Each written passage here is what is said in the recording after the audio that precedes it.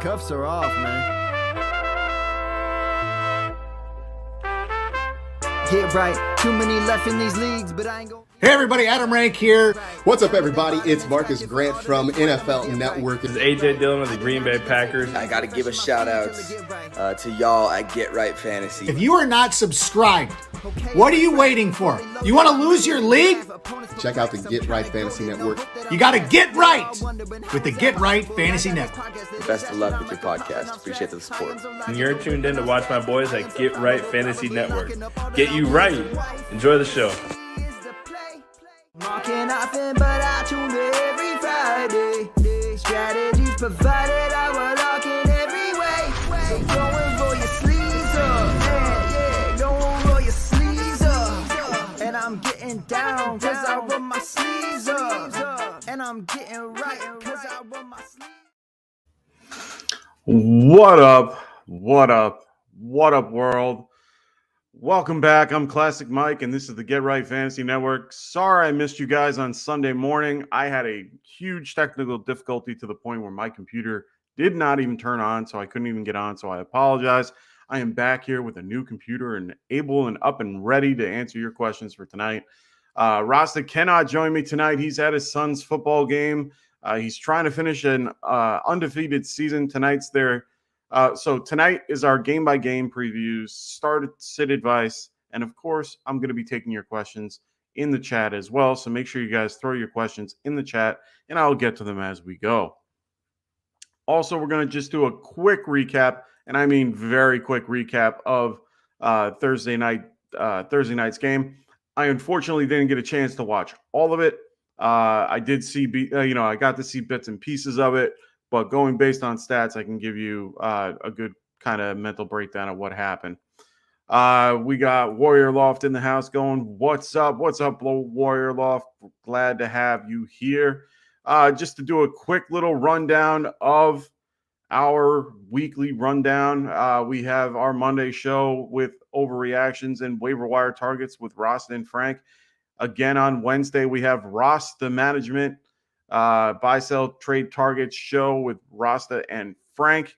Soon that's going to be closing up with with trade deadlines coming down soon. So try to get those trades in now. Then we got Friday back here, game by game, start sit with live Q&A show. And Sunday morning back with me, active and inactives and last minute start sit advice, getting your lineups right before kickoff. So I want to get you guys all set for that. We got Albert in the house. What's going on, Albert? Great to see you tonight. So just make sure for those that are new to watching, we have timestamps and in the chapters. They will be in the description if you're looking to watch this later. So make sure you hit that subscribe button if you're not already subscribed. If you are subscribed, make sure you guys hit the like button. Thank you for all that have helped us exceed 1,000 subs.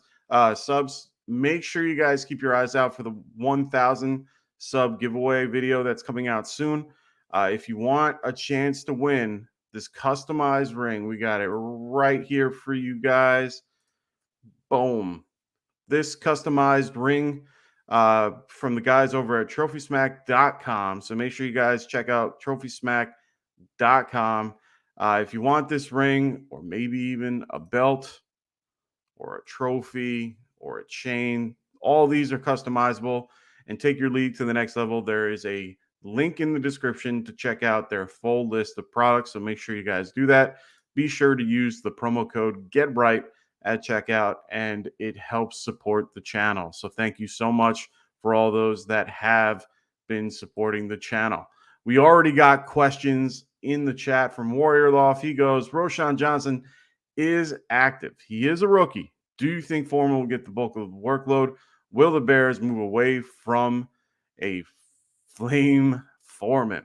So I'm in this predicament already. I actually own both in one of my home leagues.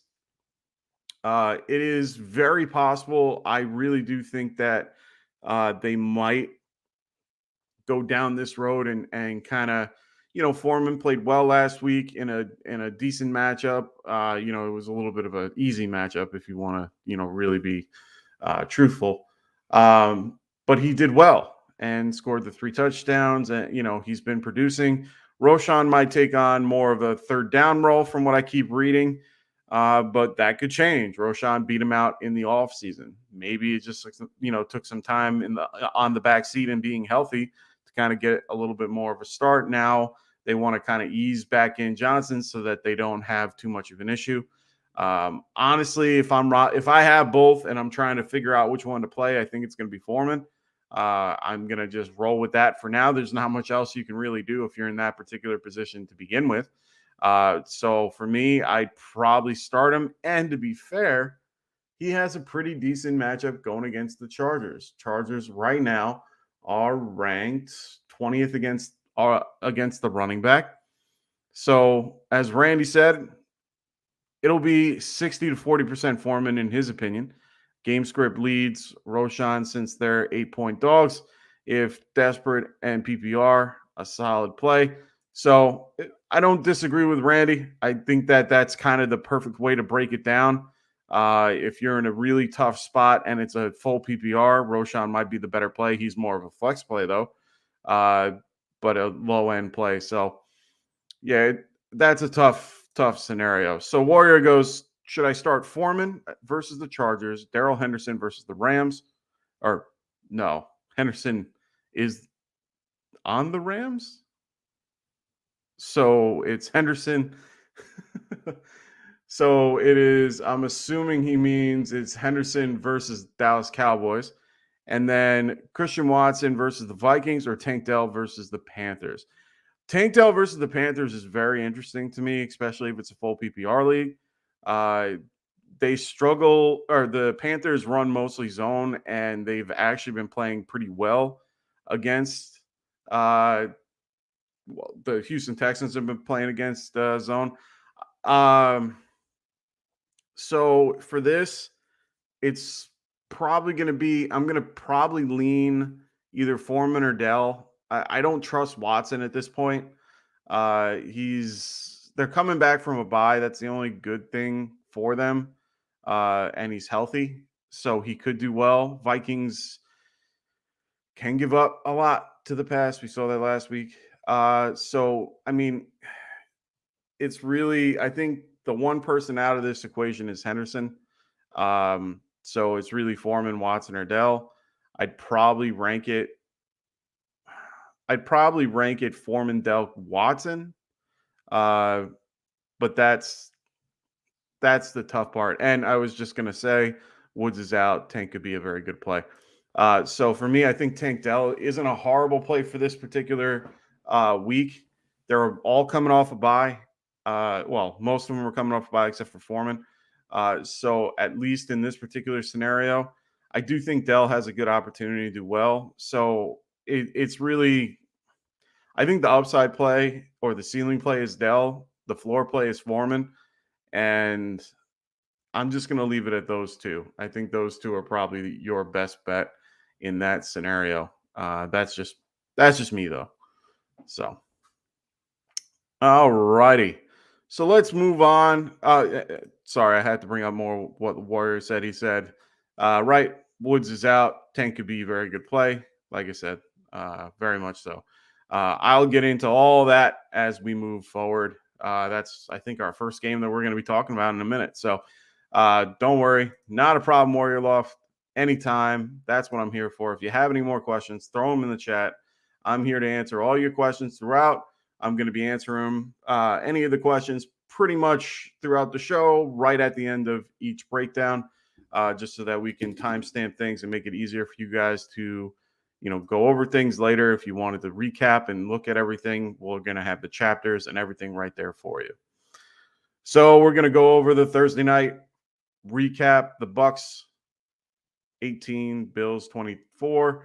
It was a good game overall. I didn't get to watch it. I had softball, so I only really got to get the tail end of it, and I got to listen to it on the way home. Josh Allen is a little banged up, but he still did very well considering. Had 33 points. Well, based on your scoring and all that, he had roughly 30 points. Threw for 324 yards. Baker had a really good night too with 2 touchdowns, no interceptions. ran the ball decently for him. I mean, he doesn't normally run a ton. So he had a pretty good, outing for him. So for the running backs, Rashad White did pretty well. I mean, he ended up getting 7 targets and 7 receptions, which is huge, better than what James Cook got. And unfortunately, I still don't understand the concept of how James Cook is not getting the ball more, and especially at the goal line where he has no goal line touches throughout the year. The guy averages I think it was 5.3 yards per carry or 5.7 yards. I forgot what it was off the top of my head, but he ends up averaging 5 yards a game, and Latavius Murray is more like 3, and they don't use him at all. So I don't understand it. It's annoying me. But James Cook had a okay day. He didn't have the best game of his life, but he did okay. Chris Godwin and Evans did very well, both catching touchdowns. Both had around 6 to 7 targets with around 30 to 50 yards apiece. Diggs had a middling night. Only 12 targets, caught 9 for 70, no touchdown. Gabe Davis ended up doing better with 87 yards, 9 catches, and a touchdown. Dalton Kincaid had a wonderful game. Glad to see it. Glad to see him back glad to see him one back and 2 doing well with Dawson Knox out. So hopefully that will continue. Kate Nodden got a little bit of an uptick, getting 6 targets. So that's a good thing. Other than that, the game was pretty middling. Other than that, keep an eye on Josh Allen.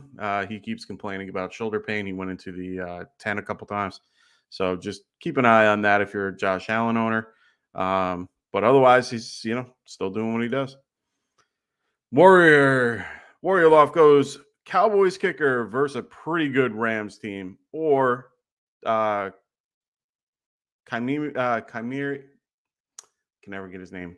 Forbath versus a bad run but good pass Panthers defense. So Aubrey is good. Fairbairn's good.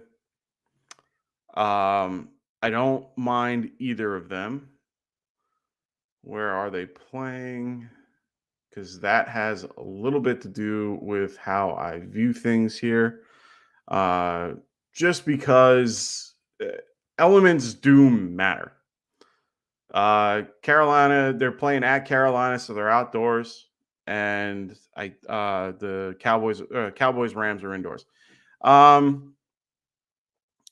I'd probably go with Aubrey, just because Dak isn't that good, even though the Rams defense is pretty decent. They're not horrible, but they're not great. I would still be okay with using Aubrey just because the Cowboys can at least get the ball into the 40-30 range where they're going to kick it, and McCarthy has no problem kicking it. Texans, on the other hand, they could do well. They probably might get more points, which is basically where you're only getting 1 point out of it. I see that game being more of a 4-point game from the kicker, maybe a 7 or 8 point game, but I could see Aubrey going for 12 to 14, 15, just because they might have more opportunities for kicking. So, and it's better conditions. I'd rather go with Aubrey. I normally aim for kickers that are playing indoors regardless. So I aim for guys like Cameron Dicker and Riley Patterson. I like Moody, even though he missed the last 3. But he ultimately is not a horrible kicker. He was good prior to those kicks. But he lost me this week, unfortunately. But I still, in this particular situation, Aubrey is probably your guy. So let's get into it. Let's get into the Texans at the Panthers. Texans are 3-3 going to Carolina versus the Panthers, who are 0-6. Houston is favored by 3.5. The over-under is 43.5. So the Texans get Tank Dell back from injury. He was coming back from concussion, as well as Laramie Tunsil. He should be back as well. Right now, Robert Woods will be out for this game. It looks like he might be out for a game or two, but for right now, he's out. So a little stat that I came out with. Well, let me go through the Panthers, then I'll go back into that. Panthers, Miles Sanders is coming back from his shoulder injury and hamstring injury. So those two are coming back. They're coming back healthy all for the bye. Nothing really crazy outside those guys. They are changing their play calling. They were using Frank Reich prior, so now they're going to go back or go to the offensive coordinator, but that was always the plan apparently. So a couple of little tidbits from this game. Panthers tend to play a lot of zone, and they will be without Jeremy Chin, who is one of their leading safeties and one of their best D-backs. And right now, Nico Collins tends to get 3.7 yards in zone coverage this year, as Stroud averages about 8.8 yards versus zone. Right now, those are two things that you guys should be noticing. And any teams that tend to play zone a little more than man, it seems Collins is doing very well with sitting in the zone and getting a lot from Stroud. So I like Nico Collins in this particular matchup. I think he can do well as long as they can protect Stroud. I think they'll do fine. Panthers, they have another issue with the concept of who are they going to play at running back. It's either Hubbard or Sanders. They're both middle of the road type running backs, but it looks like Hubbard is probably going to be the better guy. Reich said this is going to be a committee, and it seems that it's going to be kind of off the hot hand from the sound of it. So it's very hard to trust. You also have Terrace Marshall looking for he requested a trade. So there's a lot going on here. If I had to pick a running back to back in this, it would probably, I think I would go with Sanders. I feel like they would give him the ball first and then see what happens. Hubbard could get a little bit of touch if they go down. They tend to go to him in negative game script. So based on those numbers, I could probably see him getting a little bit more run. For the Texans, you can definitely start Stroud. You can start Nico. And like we talked about before, I think Tank Dell is a good play too. Tank Dell was involved in those particular stats with playing well in zone. So I think both those guys can do very well. Damian Harris, you can play. Carolina is 30 against the run or against the running back. So I do think this is the one game you can probably get a good game from Pierce, and you can try to sell him off after the fact if you can, just because he's been having a rough year. Unfortunately, I really liked Damian Pierce at the beginning of the year. For the Panthers, I mean, you're definitely starting Adam Thielen regardless. Even though the Texans have been very good against the wide receiver, I think that you can still do well with Thielen. He's been playing in the slot, which is completely I don't know how well they do against the slot, but I can tell you right now, Thielen will do just fine. Texans are falling into the 17th against the wide receiver at the moment. So I can definitely feel very confident in that particular scenario. All righty. Let's move on to the Rams. The Rams are 3-4. They are going to Dallas to face the Cowboys, who are 4-2. Dallas is favored by 6. The over-under is 45.5. Right now, the Rams list Robert Havenstein as questionable, their right tackle. Darrell Henderson is back on the practice squad, but will most likely be brought back to the active roster as of tomorrow. So just keep an eye on that just in case. Cowboys, Tyron Smith is on the injury report with the neck injury. He's questionable, but otherwise the team is healthy coming out of the bye. So right now, it's one of those scenarios of, do I play Darrell Henderson or not? I think in most situations you might have no choice. If he's like a middling RB3 on your team, I would probably try to find a different type of situation.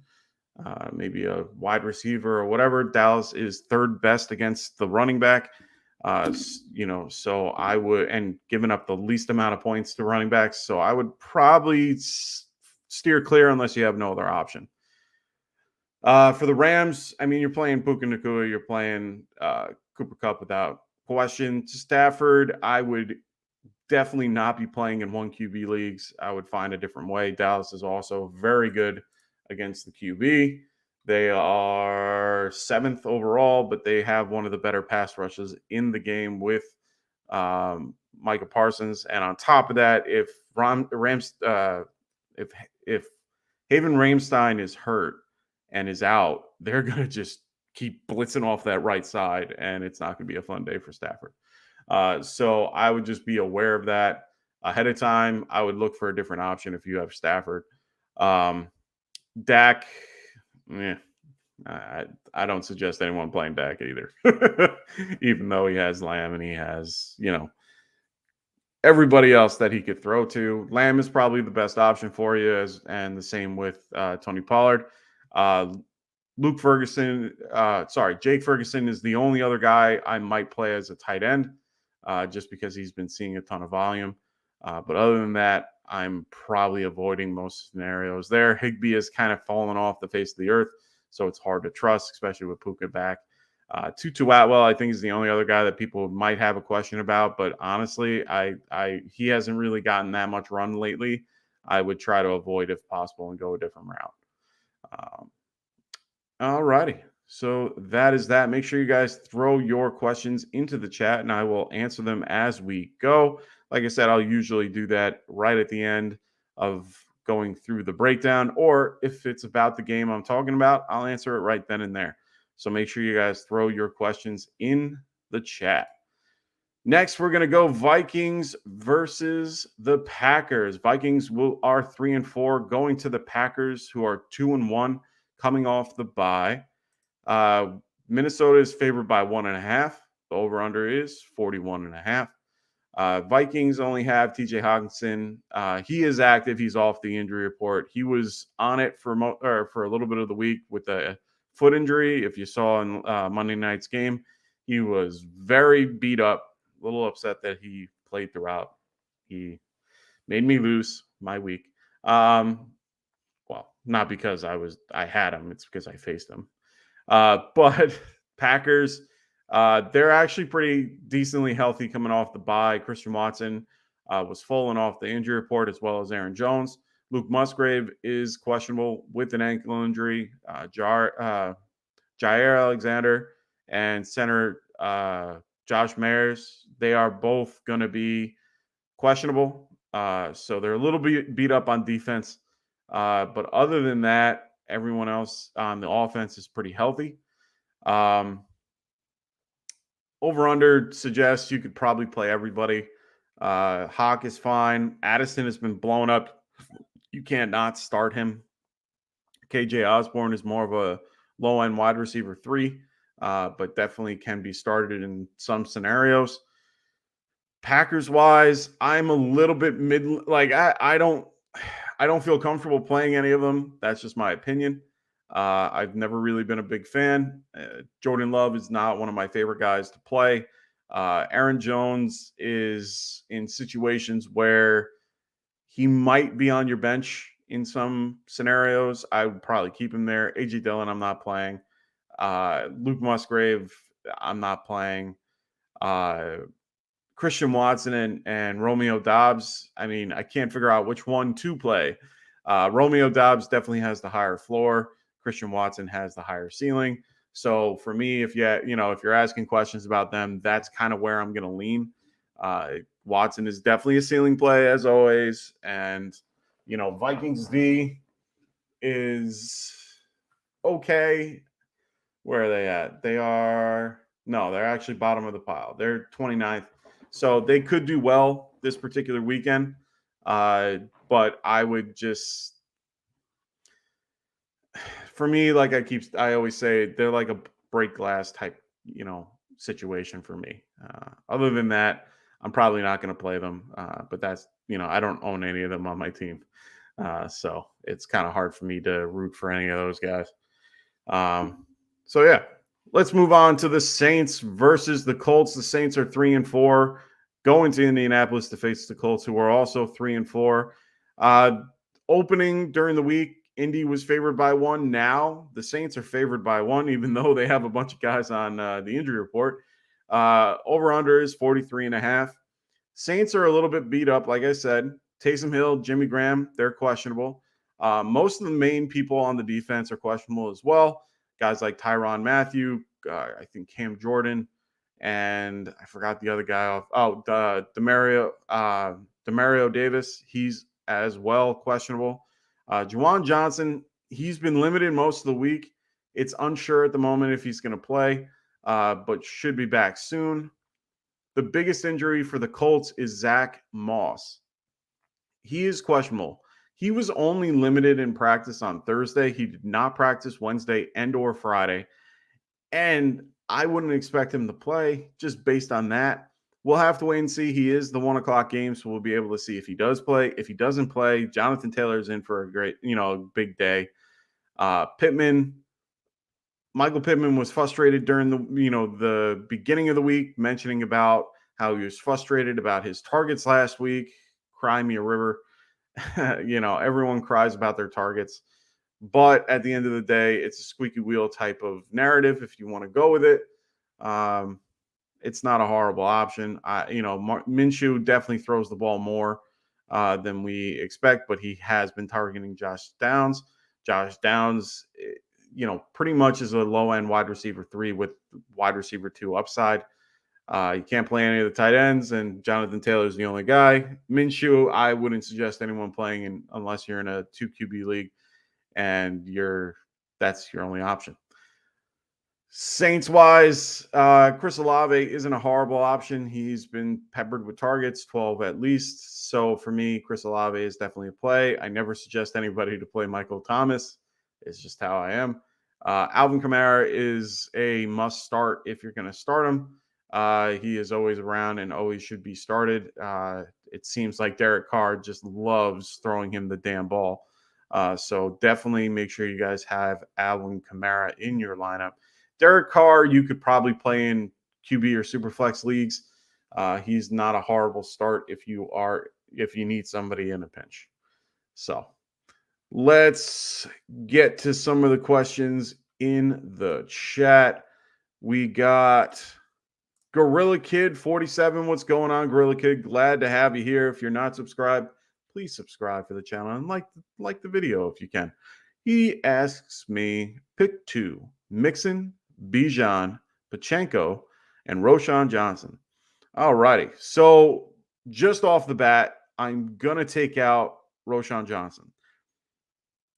I like Pacheco as a whole. I have Pacheco ranked as my RB7 this week.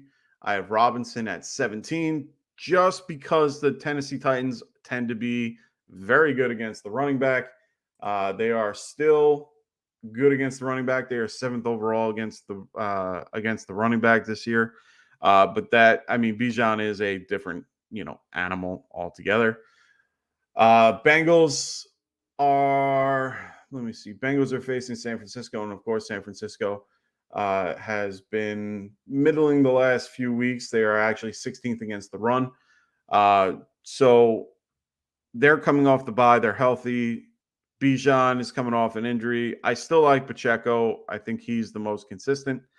Then it's really between the other two, and I think you have to go with Bijan just because Bijan is just Bijan. He's been doing very well lately. Don't let last week scare you. Last week was a weird fluke in fantasy football. Arthur Smith should have let everybody know what's going on. So I don't understand why they didn't. So that's going to be my advice. Bijan and Pacheco at the moment. I have everybody roughly in that particular boat. I have Bijan at 17, Joe Mixon at 19, and I have Pacheco at 7. So I'm going to base it off my rankings there and go with Bijan and Pacheco. Hopefully that helps you out there, Gorilla Kid. So we got Connor LaRose. What's going on, man? Glad to have you here. If you aren't subscribed, make sure you guys subscribe. We got he has a trade question. He goes, would you trade Laporta and Lamondre for Kenneth Walker and Kincaid, the backup tight end? So he's definitely not going to be the backup tight end after last week. And Dawson Knox is going to be out at least for 4 weeks because he's on the IR. I don't hate this trade. I would do it. And this is coming from probably the biggest Laporta supporter. I have Laporta in 7 out of my 7 leagues.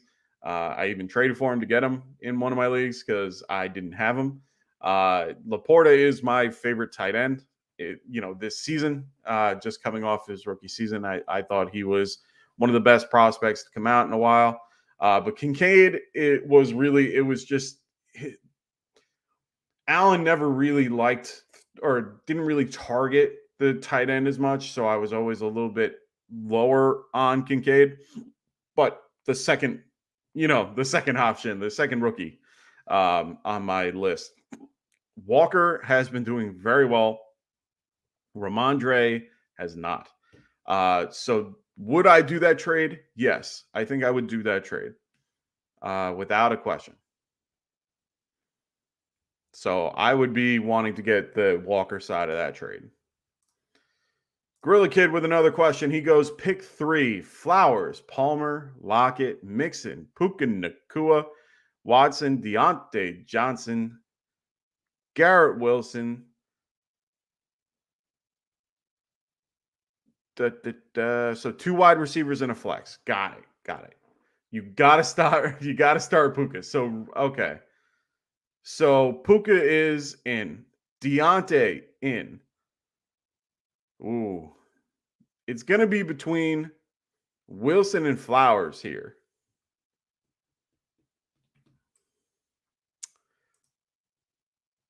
Wilson and Flowers. Let's see what we got. Let me see what my rankings got him as.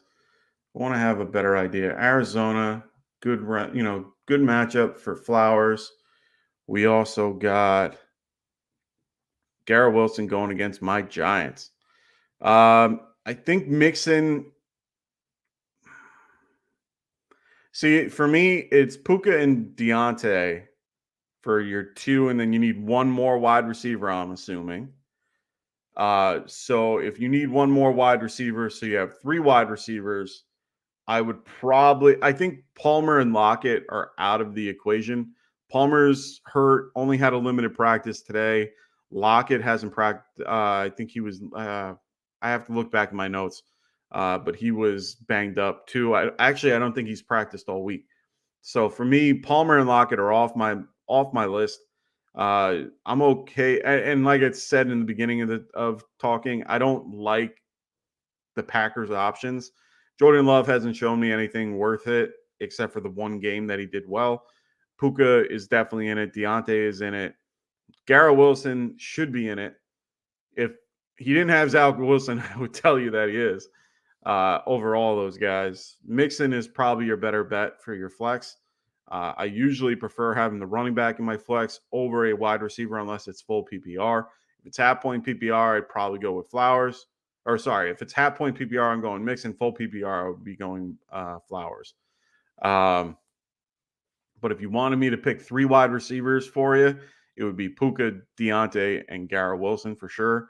If you wanted to play a flex, I would say Flowers if it's full PPR, Mixon if it's half. So hopefully that helps. I know I kind of went on a full rant, but I hope I broke through that for you. Hey, the BMO Fantasy Channel, what's going on?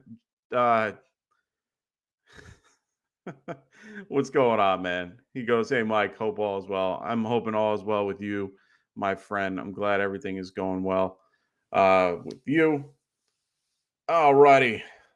We're going to be moving on in just 1 second.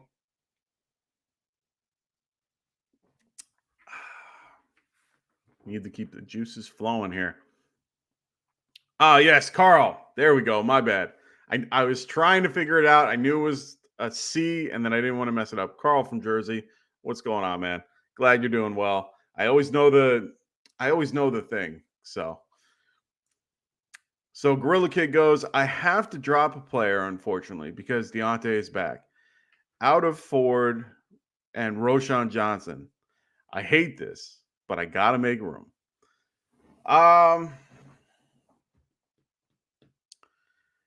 If you put a gun in my head and pick which one that I had to drop right now, it would unfortunately be Ford, and it's just because he's on the rise from being questionable. He was doubtful, went up to questionable, so they think he looks a lot better. But he is the main guy, but he has Hunt behind him. They're both in the same scenario, to be quite honest. Really, you could flip a coin, in my opinion. For me, the other thought process is what do you have through buys? So if you need a bye week fill-in guy and you need one of these two, Roshan Johnson has a bye in week 14 and Ford already had his bye. So both these guys are great to fill in where you're going to be. As long as you don't need the fill-in for week 14, I think you're okay. So honestly, it's a coin flip. Roshan, I like better just because he's a better back. Like he has a better profile as a running back in general. Jerome Ford is a fast, shifty back, can catch balls out of the backfield, but he has Kareem Hunt breathing down his back. So it's tough. It's tough. So he goes, not for this week, for the future. My other running backs are Mixon, Bijan, Pacheco. Is this Dynasty? Because if it's Dynasty, you're dropping Ford. I'm keeping Roshan Johnson. I think Johnson's going to be the back next year for the Bears. And if he's not, I'd be shocked because Herbert. So no, it's full PPR. Okay, no, I get that. But is this redraft? Because you said something along the lines of not for this week, for the future. All right, so it's a regular league, so it's a redraft league for the future.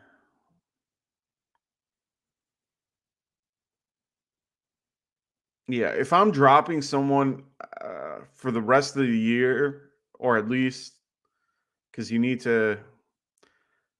My next question is do you have a ton of fab or a good place on your waiver wire?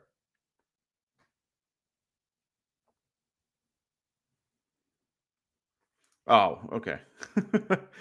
Whenever I hear future, I automatically think Dynasty. So sorry about that. But yeah, I think I would still stick with Roshan. Fields will be back soon. He will have command of that offense at one point. Ford's the lead, but he's hurt. He's got to come back from something. Roshan is already coming back and is back from something. I think I feel better about Roshan, so I'd be dropping Ford. So Khalil Herbert is coming back in 2 weeks based on, his window to come back is 2 weeks. So, or actually maybe a week. He went down in the Packers game, right? The Packer, no. What game did he go down? You know what? I'll find out right now for you. That's why I'm here, to do the research for you so you guys don't have to. And I love doing this type of shit. So let's see when Khalil Herbert is coming back.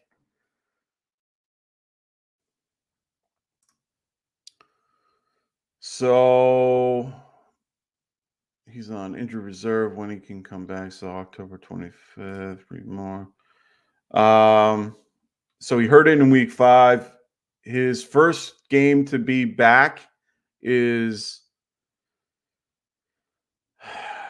so nothing is guaranteed from a high ankle sprain. It could be an extra week, but he's eligible to return for the team's matchup against the Carolina Panthers on Thursday Night Football on November 9th. So not this week, next week. He'll be back. So the only reason why I ask, because Khalil will be back. I still like Roshan over Ford. Okay, yeah, he should be back in 2 weeks. So not this week, next week. But like I said, that's not. It doesn't mean that he will. They have to activate him, and they still give him a 21-day window. So in that particular case, it's really just trying to figure out where there's a lot to figure out there. It could be 2, it could be 3. But when he comes back, how much will he be used? That's where they might ease him in, and then Roshan kind of, so maybe he gets 3-4 weeks. I like Roshan a little more than Ford. I would probably drop Ford out of that group. Smokey the Cat, what's going on, man? He goes drop 1, Roshan or Charbs. So it looks like Roshan is the one guy to talk about. We got Carl in the house doing Roshan and Foreman. So let's do Smokey the Cat first. Roshan or Charbs? Ooh, this one's tough for me.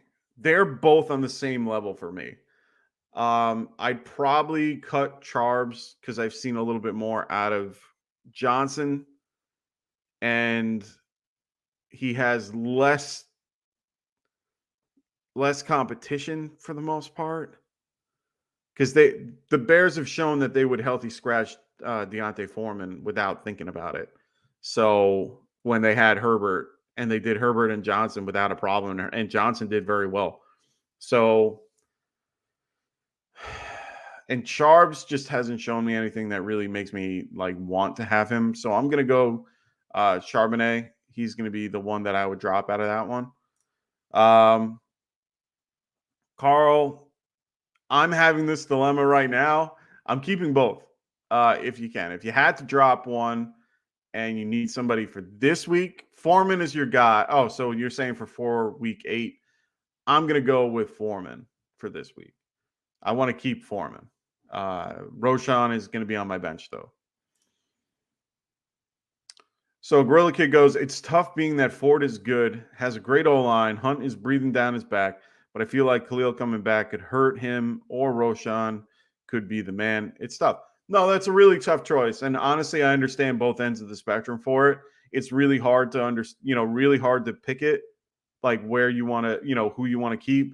Also, you got to remember Deshaun Watson's dealing with his injuries. And on top of that, that means that they're going to stick to more of a PJ Walker type offense, which could be involved with more run because they don't want to have him pass too much, just because him passing is never a fun thing. So honestly, it's a really tough, it's really tough. I think Ford is the higher ceiling. I think Roshan is probably the higher floor. So it's really based on what you're looking for and how your team is, designed. Like I said, he's a depth piece for you. And, from what it looks like, you have Mixon, Bijan, and Pacheco, which are 3 really solid backs. It's really just seeing who you want to roll with going forward. Dropping Roshan makes it a little easier because then you have Ford for the rest of the season, and Ford is the guy and or could be the number 2 when Roshan could be the number 3 by the end of the week, or, when Herbert comes back. You never know. So maybe the better idea is to keep Ford, drop, Johnson. So they're both in the same tier. That's the problem with them, is they're kind of right next to each other when it comes to a lot of the scenarios that you're trying to think about. I think in my ranking, let me see where I got them in my rankings. Rankings wise, I have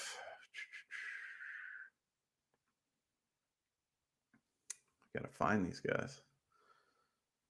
Like I have Foreman at 15 this week, and then I have Roshan at 31. I have, where is he? I don't think I have Ford on this list, or I have him really low because of the injury. Yeah, I have him really low because of his injury. He's at like 92. So Ford is tough for me this week. So he goes, Gorilla Kid goes, I'm scared of that. if I drop Roshan Johnson, he comes in and goes off because Freeman had 30 some odd points last week, and he was obviously behind Roshan before he got hurt. Yeah. So, of course, that's the hard part. But this is part of fantasy football. You got to make these tough decisions. Unfortunately, it's just part of the game. We all got to make them. I always try to leave myself one out every week, anytime I can. Always try to find that one guy that I don't care about, or two guys if I'm in a situation where I have two guys in IR and stuff like that. Like I was trying to figure out what to do with Roshan on IR to bring him back or not, or keep him in that IR spot and not have to make any moves. I also have David Montgomery who's on my IR, but I'm waiting for him to go on, be labeled as out, but we'll see. So Gorilla Kid goes, it's like, whose run game do you trust more, Bears or Browns?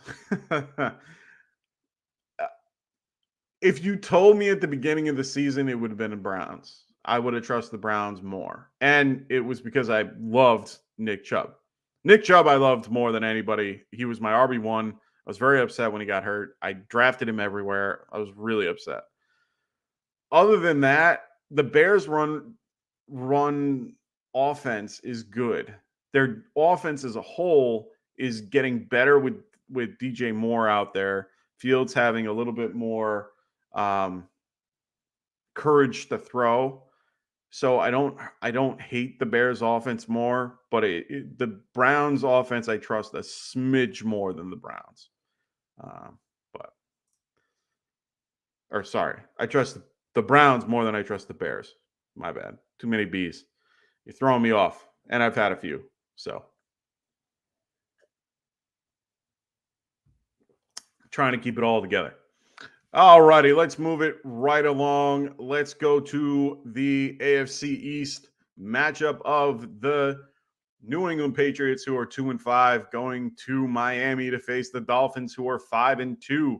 Miami is favored by 9.5 points. The over-under is 47.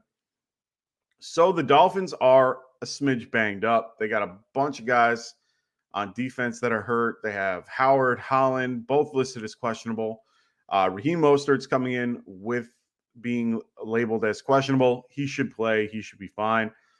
He was limited Thursday and Friday. He will be there. Connor Williams is coming back, their center. He should be good to go as well. There is also probability that Jalen Ramsey comes back, but it's very doubtful. So I wouldn't think too much about it. Patriots, Hunter Henry came off the injury report. Other than that, they are pretty healthy. Miami is the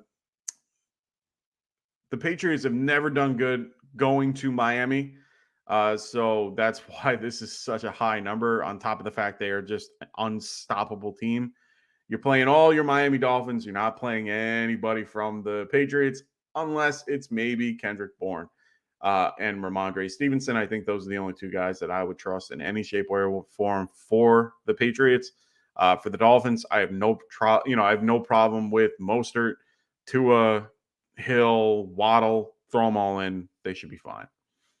That's really all I have to say about that game. There's nothing much. I don't trust any of the Patriots other than those two guys. So Carl goes, hey, I got to run. Good luck week 8. Please check out the Halloween episode of the BMO Report over on my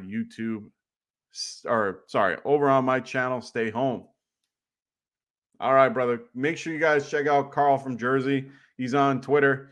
Make sure you guys check him out over at the BMO Fantasy channel as well.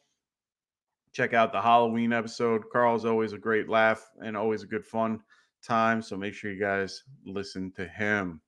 We got Roberto Perez in the house. What's going on, Roberto? Hope all is well with you. I see you have a question. We got Warrior Loft. He goes, Mike, my man, I am 7-0. Good for you, man. I wish I was 7-0. He goes, do I trade Mostert for David Montgomery? Okay. Monty has a great playoff schedule. Mostert has a hard road. A-Chain will be back. Plus, the playoff schedule is Jets, Dallas, and Baltimore. I don't hate that move. You're going to have to wait 2 weeks for him, though. So if you can do that, then I would wait. Or, sorry, if you can do that, do it, and understand that you're going to have to wait week 9, and then you'll get him back in week 10. Maybe. His injury is rib cartilage, so it's all a pain tolerance issue. He came back from that the other injury he had pretty quickly. And it was like a thigh bruise, which aren't, those aren't easy either. I don't hate that move. I would do it if someone's willing to. Yeah. It's just, why not? I think that's a good move.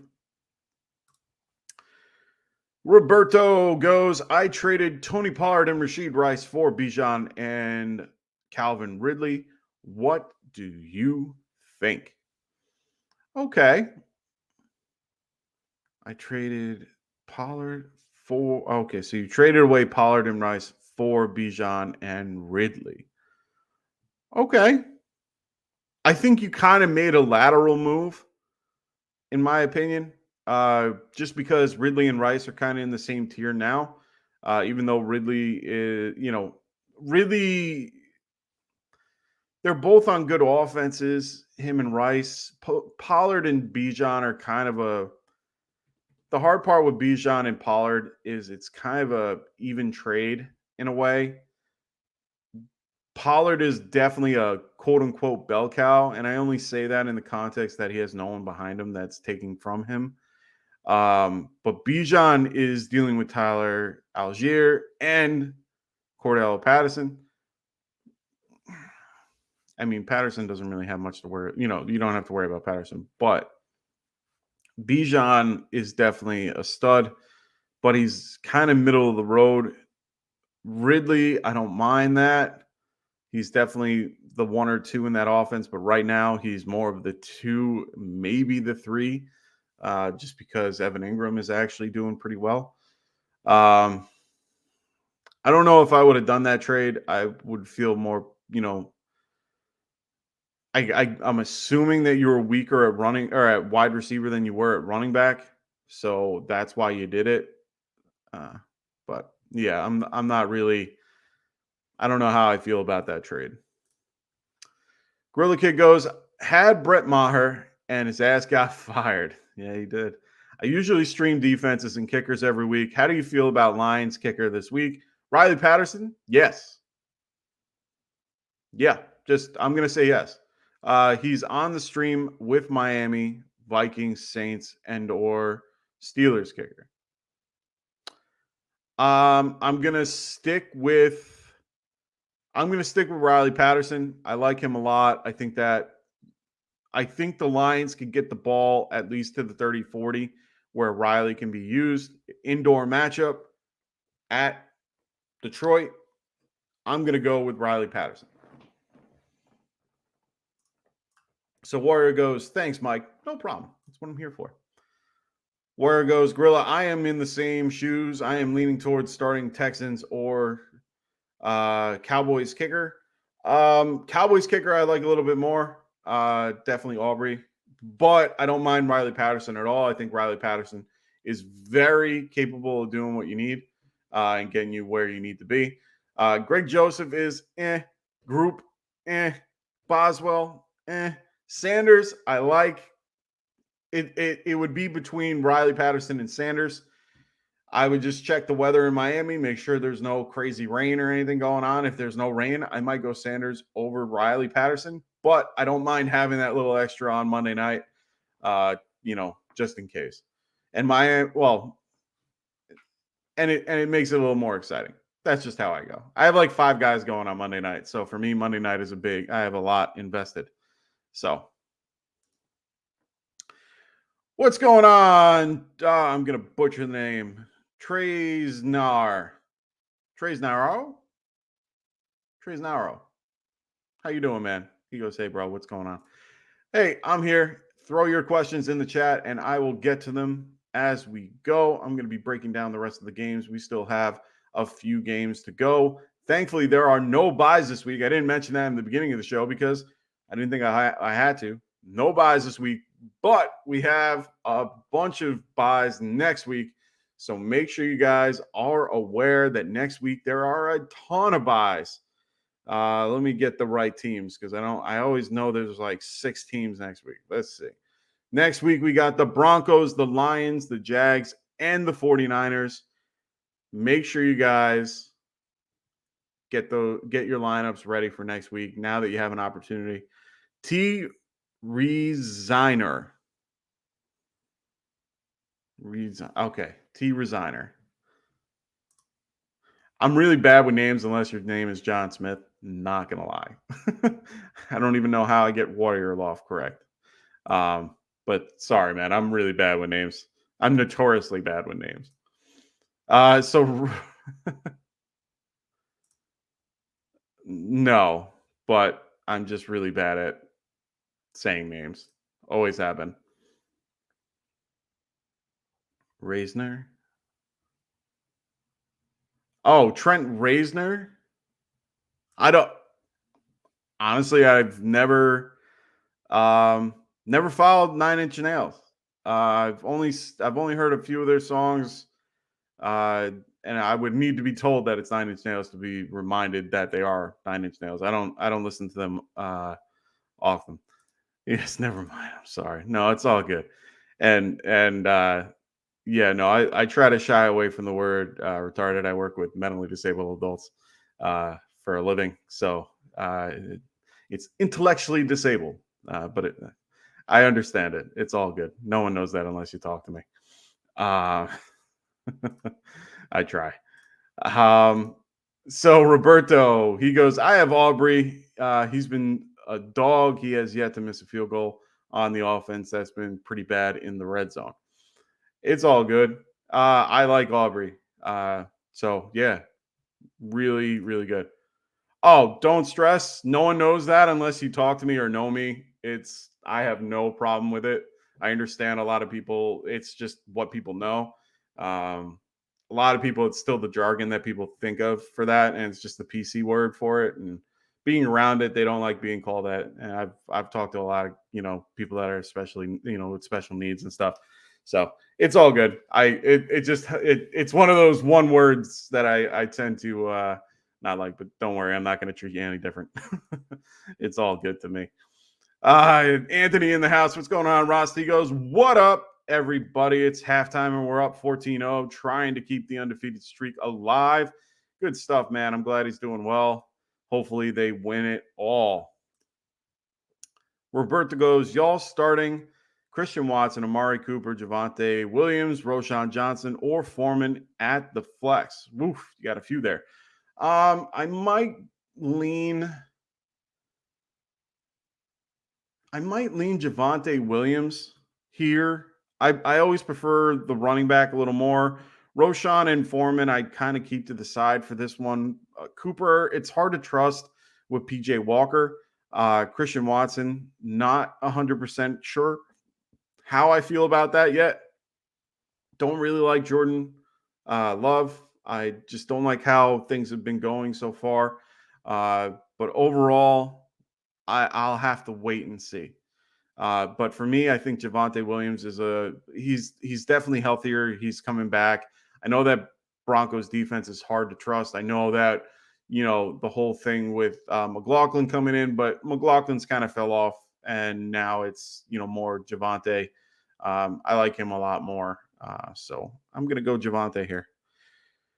So Trent goes, what do you think about Bryce and Wilson against the Giants this week? You think monster games or nah? So Breece Hall, I definitely think could have a great game. Garrett Wilson, on the other hand, I'm a little bit more skeptical about. It's only because actually Deonte Banks has actually been playing pretty well against all the wide receivers we faced this year. If you look at his yard, I forgot the particular stat, but he's keeping wide receivers against him at like 3 yards a catch or something like that. Like he really keeps them.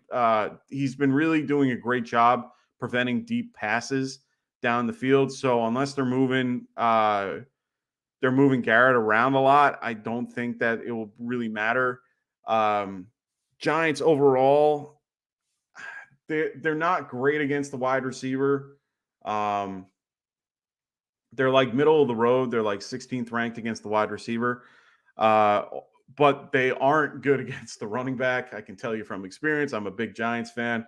So I constantly see it. They're 26th against the run. They are getting better here and there, but they're more focused on the pass. Their pass rush is a lot better. Well, I think both teams' defenses are really good in this. I think it's really going to be a defensive battle.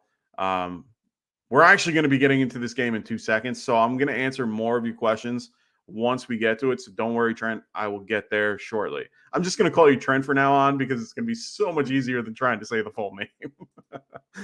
So we got Gorilla Kid going. I have Seahawks defense. Streams have Tennessee, Atlanta, Packers, Browns, Miami, Commanders, Texans. Keep, or which do you like this week? So I'm actually playing I think it's the Seahawks. I think I have the Seahawks. No, I have the Miami Dolphins. I have them this week. I don't hate any of these particular defenses. The only one that I would maybe play is either Atlanta or Miami. I do not hate I don't hate the Seattle defense. I don't hate the Seattle defense, but PJ Walker tends to do okay. But yeah, I like the Atlanta defense. I love Miami's and Chiefs this week. I agree. I have both of those guys on a lot of my teams. Miami, I have Atlanta. I like these teams a little bit more. Atlanta is definitely somebody to go against. We'll talk about that in a few minutes. But yeah, love these particular teams. So Roberto goes, appreciate that, man. Javonte was looking good last week. Yeah, he's gonna just progress and do better. I like Javonte, the runner. I think he's actually one of the better running backs in the league. I think that unfortunately they're kind of easing him back from his ACL tear. And we weren't expecting huge things from him coming back. I think the ACL definitely affected him coming in, but he hasn't been hurt in in soft tissue injuries. So it's really just trying to get him back into a groove and get his legs underneath him. But he still looked good overall. So, all right, let's get back into the game breakdowns. We're going to go right into what we were talking about before. Jets versus the Giants. Jets are 3-3 going to MetLife Stadium, so they're not going anywhere. Facing the Giants who are 2-5. Giants are going to be the home team in this one. Jets are favored by 3.5. The over-under is 36.5, which is not that high. Like I said, it's going to be a very defensive game. Giants are going to be without Daniel Jones. Evan Neal will be questionable, as well as Michael Schmitz, their center, and Darren Waller. So at least they're getting some help back on their offensive line. Jets will have Sauce Gardner back. He is coming out of concussion protocol. So Jets are pretty healthy coming out of the bye. Andrew Thomas is listed as doubtful. He will not be playing. But there is word, and I heard some rumors today and some reports that it looks like possibly Daniel Jones will be out for the season. They've been kind of back and forth on if he might be or not. Everyone's been kind of optimistic and not optimistic. Like it's gone back and forth. I remember when he first got the injury, they played Thursday night and they were like, oh, he could play. And then all of a sudden, oh, no, he's fine. No, we're going to put in Tyrod Taylor. Tyrod Taylor won last week, makes him the first black quarterback ever for the Giants to win, which is crazy to think about in the first place. But honestly, Tyrod has been running the offense pretty well, considering Tyrod has always been a very stable quarterback. I've never had anything bad to say. I was happy when the Giants picked him. He's always been the guy that just tends to get hurt at the wrong moment. He always is.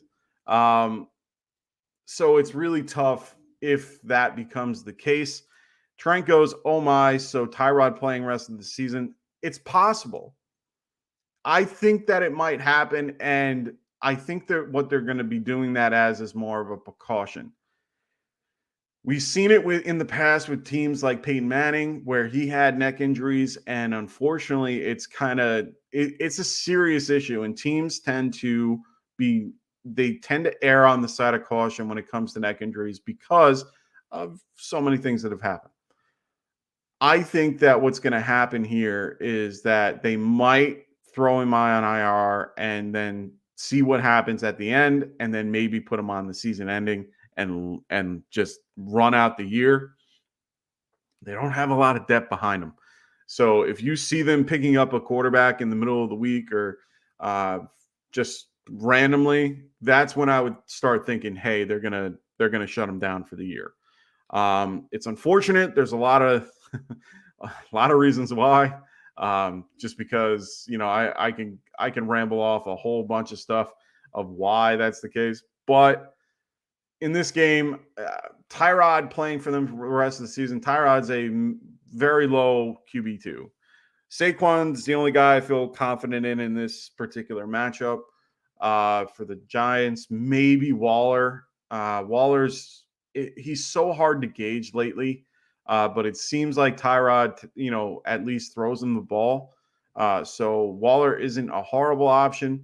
I would have told you Wan'Dale Robinson, but unfortunately, he just had one catch for 22 yards and seems to be in a position where he's not getting what he was. Darius Slayton has been coming out a little bit lately, but with Sauce back, I wouldn't see him doing that. I would probably aim a little more towards Hyatt. Hyatt has actually been playing a lot more as the second wide receiver on 3 wide receiver sets. So it's one of those things where I can't really trust Giants receivers at the moment. All I can trust is Saquon and go from there. Trent goes, I've lost all faith in Waller. Maybe this is good for Waller. I think so too. I honestly think it might be a little bit better, which is so odd because in the preseason they were talking about the connection between Daniel Jones and Waller. All it was video of him. Like they were talking about where they had to pull Darren Waller off the field because he caught too many passes. Like it doesn't make any sense where his first, 6 weeks of the season, he's barely caught like 6 balls. Like it doesn't make any sense. You went to go pay the guy. You gave him all this, like the draft. It doesn't make any sense. For the Jets, I think Breece Hall is a very good option this week. Breece Hall is probably one of the must starts that you must put into your lineup. He's been out of control lately and doing very well to the point where Dalvin Cook is looking for a trade. So at this point, I think Breece Hall is a good option. Garrett Wilson's hard to gauge just because of Zach Wilson. It's not the talent. Garrett Wilson is very talented and very good at what he does. Unfortunately, it's the guy throwing him the ball to begin with. So I can put him in as a wide receiver 2 in most scenarios. So for me, I think it's Garrett Wilson being in I have Garrett Wilson ranked this week at 27. Like he's middle of the road, bottom end, wide receiver 2 in most scenarios until we see something different from Zach Wilson. There's no one really else on the Jets that I really trust. If you have to go tight end, maybe Conklin, but beyond that, no. So I don't even trust Zach Wilson. So those are the guys who I'm picking for that particular game. Next, we have the Jaguars and the Steelers. Jaguars are 5-2, going to Pittsburgh to visit the Steelers, who are 4-2. Jags are 2.5-point favorites. The over-under is 41 points. Only big news for this game, Jags have Zay Jones. He will be out. So Zay Jones has been out. This is the 3rd week, I think it is. Hope everything's okay with the guy. They haven't put him on IR yet, but he is going to be out. Trevor Lawrence is listed with as questionable with a knee injury. He's fine. You shouldn't have to worry about it. He played through the injury after a short week last week. He'll be fine. And did pretty well. Steelers, Deontay Johnson was the big scare of the week. He is now off the injury report. He was a full practice on Wednesday, and then he did not show up on Thursday, then was back and did a full on Friday. He looked fine. I saw some tape on him. He said himself he's fine. He had a little bit of tightness somewhere else, but it wasn't the same tightness. So it could just be scar tissue. He should be fine. So don't worry about Deontay if you have him on your team. I have him on my team for a certain amount of scenarios. I'm not playing him for if I have tons of better options ahead of him. Like in this case, I have Thielen, Devontae Smith, Nico Collins, and Jacoby Myers. I'm not playing him over those 4 guys. I have him a little bit lower than that. But if I didn't have those guys playing, I would be playing him without even question. Few scenarios where that's going to happen.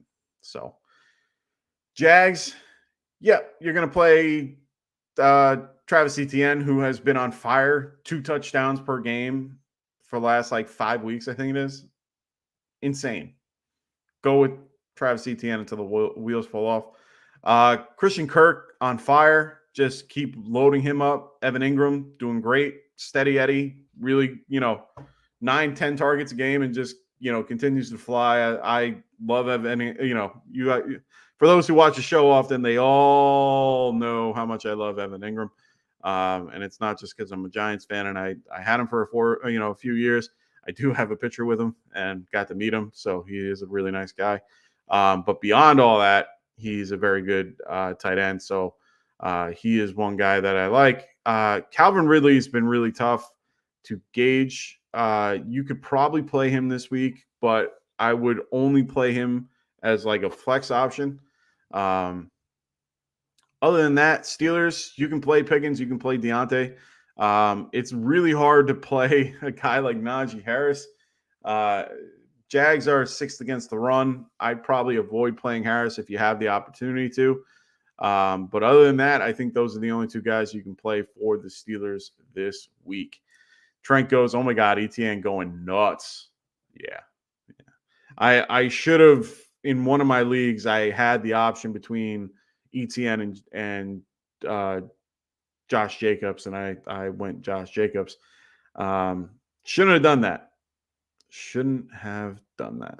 But it is what it is. Can't really say anything about it. Trent goes, Ridley, a desperate flex option at this point. No, he is. I mean, I had to play him last week because I had no good options, and it was basically playing him and Ridley. I had to play Ridley and Christian Kirk in the same game, and Ridley kind of screwed me. And I had Metcalf hurt, and there was so many different things that happened last week that made things so much more difficult to have. Oh, it's 3 games. Sorry, 3 games with 2 touchdowns. Crazy. But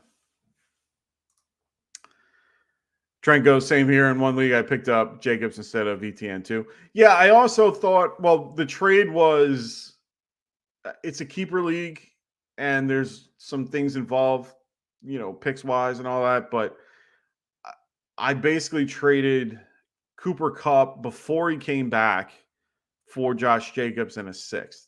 So I got a 6th and Jacobs for Cooper Kupp. It made sense at the time. And I like Josh Jacobs because he gets a lot of run. ETN, I don't think the guy would have gave up for that. I think he would have asked for a lot more, and or a lot less, I guess. He would ask for an 8th or something like that. I just didn't feel like that. I wanted to get something back. Oh, no. So Gorilla goes, so with the gun to the head, Ford or Roshan rest of season, full PPR, 10 team. Oy. Gun to my head, Ford. I know we talked about it at length. You already know how I feel about certain scenarios. I think I'm going to go Ford here. I think after talking about it, after thinking about it, after everything that's been said and done, Ford.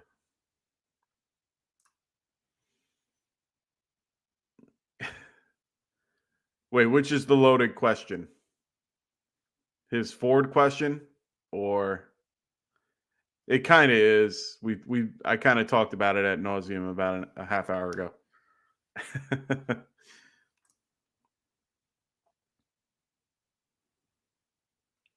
All righty. So we're going to move right along. We're going to go into the where are you? Nope. There you are. So we're going to go into the Falcons, who are 4-3, going against the Titans at 2-4. They're going to be visiting them in Tennessee. Falcons are 3-point favorites. Over under is 35 points. They don't see a lot of points in this particular game. Falcons, there are no true injuries. Bijan is not on the injury report. Titans, they have Ryan Tannehill. He's out. Will Levis and or Malik Willis both will be available. Treylon Burks is coming back from injury, so he should be available. I think the only guys you can really trust is basically Bijan and Drake London. You can maybe throw Tyler Algier for a flex spot if you really want to, but I wouldn't this week against the Titans. Excuse me. Derrick Henry you can throw out there, but know that Atlanta is 5th best against the running back. So I wouldn't suggest. Well, I think you have no choice. So you're going to be playing Henry anyway. Treylon Burks, I wouldn't play. I would be very wary to play DeAndre Hopkins. He's off the injury report, but he hasn't practiced all week and all that fun stuff, but he still plays anyway. But he's getting Will Levis. I know he's played with 100 different quarterbacks and so on and so forth, but I still wouldn't trust Hopkins in this particular matchup. So that's probably why this particular one is so low. There's just so many. There's not many options. Kyle Pitts, I don't trust with a 10-foot pole. I can't. I'm never gonna. I've always been I've always been anti-Pitts. So I just don't see it. Jonnu Smith has actually been doing very well lately. Very consistent and very involved in the offense. So for me, I think Jonnu Smith isn't a horrible option if you're in a situation like next week where you need a guy. He might be that guy for you. So definitely like a guy like Jonnu Smith. I think he's a good option. I think Chig is kind of that one guy everyone wanted to do well at the beginning of the season and unfortunately has fallen off the face of the earth. And it's tough to trust, especially with Treylon Burks coming back. If Burks is back in regular form, Chig is basically just non-existent. So we'll have to wait and see how it goes. But I'm not playing Burks. I'm not playing Hopkins. I'm pretty much only playing at this point Henry and or Tajay Spears. I think Spears might be the better option, and mostly because if you're in a PPR league, it looks to favor the negative game script, which means in this case it would be Spears. See, this is where I mess up all my freaking. This is where I mess up my names all the time. Tajay Spears, and I have I have a whole breakdown of how to say people's names too. So, anyway, those who are who I would play. Gorilla Kid goes, seen 9 Inch Nails twice. Other shows can't compare with their presentation. Visuals are amazing. Maybe I got to check them out. I never know if I should or, what shows to go to. I don't normally go to a lot of like concerts and stuff like that. I've been to quite a few. I haven't been to quite a few. I've only been to a few. Not a problem, Gorilla Kid. Anytime. The only shows I've been to, believe it or not, and this will age me a lot, to be fair. And the only ones that I really enjoyed going to, I went to Hootie and the Blowfish back in the day.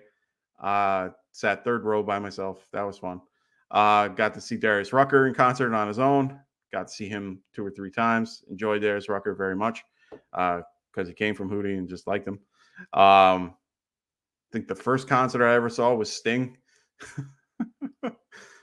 You see where I'm going here? I haven't really seen a lot of really good concerts. Saw Billy Joel. Enjoyed that very much. Madison Square Garden. One of the better concerts I've ever been to. Just Billy's great. Got to see Luke Combs recently. That was fun. Had a great time with my wife. Got to see Cody Johnson. But yeah, Yeah, Cody Johnson was a good time. Really had it. He was fun. Really enjoyed that show. Luke Combs was great. Like I said, got to see more. My wife loves going to concerts, so it should be fine. Oh, Let Her Cry live. Gotta fucks with that. Yeah, Let Her Cry is such an underrated song as a whole. I love the whole Cracked Rear View album and about 90 other songs that he's come out with. He just, I don't know, always liked Tootie and the Blowfish, always liked Darius Rucker, just always been a fan. Caught one of his picks, sat front row. I was literally like, I could touch the guy. He just seems like a really chill dude. So anyway, sorry, I could go on for hours about Darius. Let's move right along to the NFC East battle between the Philadelphia Eagles, who are 6-1, going to the Washington Commanders, who are 3-4. Philly is favored by 7. Over/under is 43.5. Eagles and Commanders don't have anybody notable that are, on the injury report. Jalen Hurts was with his knee, but he's off. Everything's good with them. You're basically, in this particular scenario, you're playing Swift, Hurts, sorry, let me say that again. Swift, Smith, Hurts, and A.J. Brown, who has been killing it lately, unfortunately. I hope they kind of switch it a little bit to kind of throw teams off and go to Devontae, but I don't see that happening, unfortunately. Dallas Goedert's been doing fine. You can throw him in as well. Commander side of the ball, Curtis Samuel was doing well for a little bit. Unfortunately, he's been falling off a little bit more. Brian Robinson, same thing. It's hard to trust this offense. Terry McLaurin, I think, is the only guy that you can really trust. He's been consistent with his numbers. Sam Howell, unfortunately, is one of the most sacked quarterbacks in the league. If not, I think he is the most sacked quarterback in the league. But at the end of the day, it's hard to trust. So this game is pretty easy to break down. Logan Thomas, you could probably play in a pinch, but there's no real crazy bye weeks. He's a good guy to grab for later in the, for the bye weeks that are coming up. So Gorilla Kid goes, not a big country fan or country man at all, but Rucker is raising hell with his solo music. I'm here for it 100%. Yeah. Darius Rucker is a cool dude. I always enjoyed his stuff. Just most of his stuff. He does a couple covers here and there and does it really well. He's always been, his voice is just iconic and just enjoy. Anytime I hear his voice, I just go, oh, and just sit there. So my wife's a big country fan. I'm a decent country fan, and we both enjoy watching that stuff. So it's nice to see. So moving right along, we're going to go to the late games, the 4:00 games. If you're an East Coaster, we're going to go to the Browns, who are 4-2, going against the Seattle Seahawks, going out west to go visit them. They are also 4-2. Seattle is 3.5-point favorites. Over under is 38 and 38, right on the nut. Browns, Deshaun Watson is listed as out. He will be out for this game. PJ Walker should be the quarterback. Jerome Ford was upgraded from doubtful to questionable on Friday with his ankle injury. They said that he looked a lot better than they thought he would at practice. He said that he felt better at practice. So Jerome Ford might be suiting up, but it's a late game. I would have somebody at 4:00 in these other games that we're going to talk about, just in case, so that you don't get left. If you want to play Ford, you're not left in the dust where you're not able to play anybody.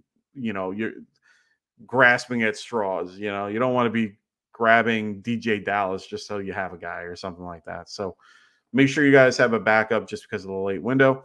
Tyler Lockett did not practice Wednesday or Thursday, but Pete Carroll said that Lockett had practice today and should be good for Sunday. It doesn't bode well when they don't practice for most of the week and they only have one practice day, and I think he was limited at best. But Pete Carroll is pretty good at letting you know if they're going to play or not, so he should be playing. If you're relying on him too, I would have a pivot option just in case, because these late games, I will tell you, for every single guy on the late slate, always have a pivot if they're injured. Always. Metcalf, he looks good to go. Shouldn't have to worry. I think that Metcalf is good to go. He hasn't missed a game all year until last week. So I would, considering that being the case, I think he should be fine. Browns are tough against the wide receivers, so I would be a little bit hesitant in his production. But if you have no other choice, I think you should be okay. If you're going to have to pick a Browns running back other than Jerome Ford, it would be Kareem Hunt. Kareem Hunt should be fine in this particular matchup. Seattle is, they're not great. They're 28th against the run, which is odd because they have two of the best linebackers in the game, which I don't understand. You have Bobby Wagner and Jordan Brooks. Like, I have no idea why they suck at the run. And they have a decent middle of the road guy with Woods. So I have no idea. If Tyler Lockett's hurt, JSN I think is a decent play. If Lockett is active, I don't know if I would play him just because I don't feel confident in his injury. Geno, I wouldn't play this week unless you have no other better option. PJ Walker, I'm probably not playing either. Cooper is a low-end wide receiver too. I wouldn't expect much from him if you're going to play him. Njoku, you might be able to see a little bit of an increase, so Njoku might have a decent day. Noah Fant ain't doing anything. So, yeah, that's how I feel about those games, to be honest. It's hard to pick. The over-unders being 38. It's when they're that low, you're really not playing too many options. So let's move right along to the Ravens going out to Arizona. Ravens are 5-2 visiting the Cardinals, who are 1-6. Baltimore is favored by 9.5 on the road, so that should be fun. Over under is 44.5. Right now, Kyle Murray is currently in the 21-day practice window of being off IR. This was his first week off of IR. Well, not off IR, but in the IR window.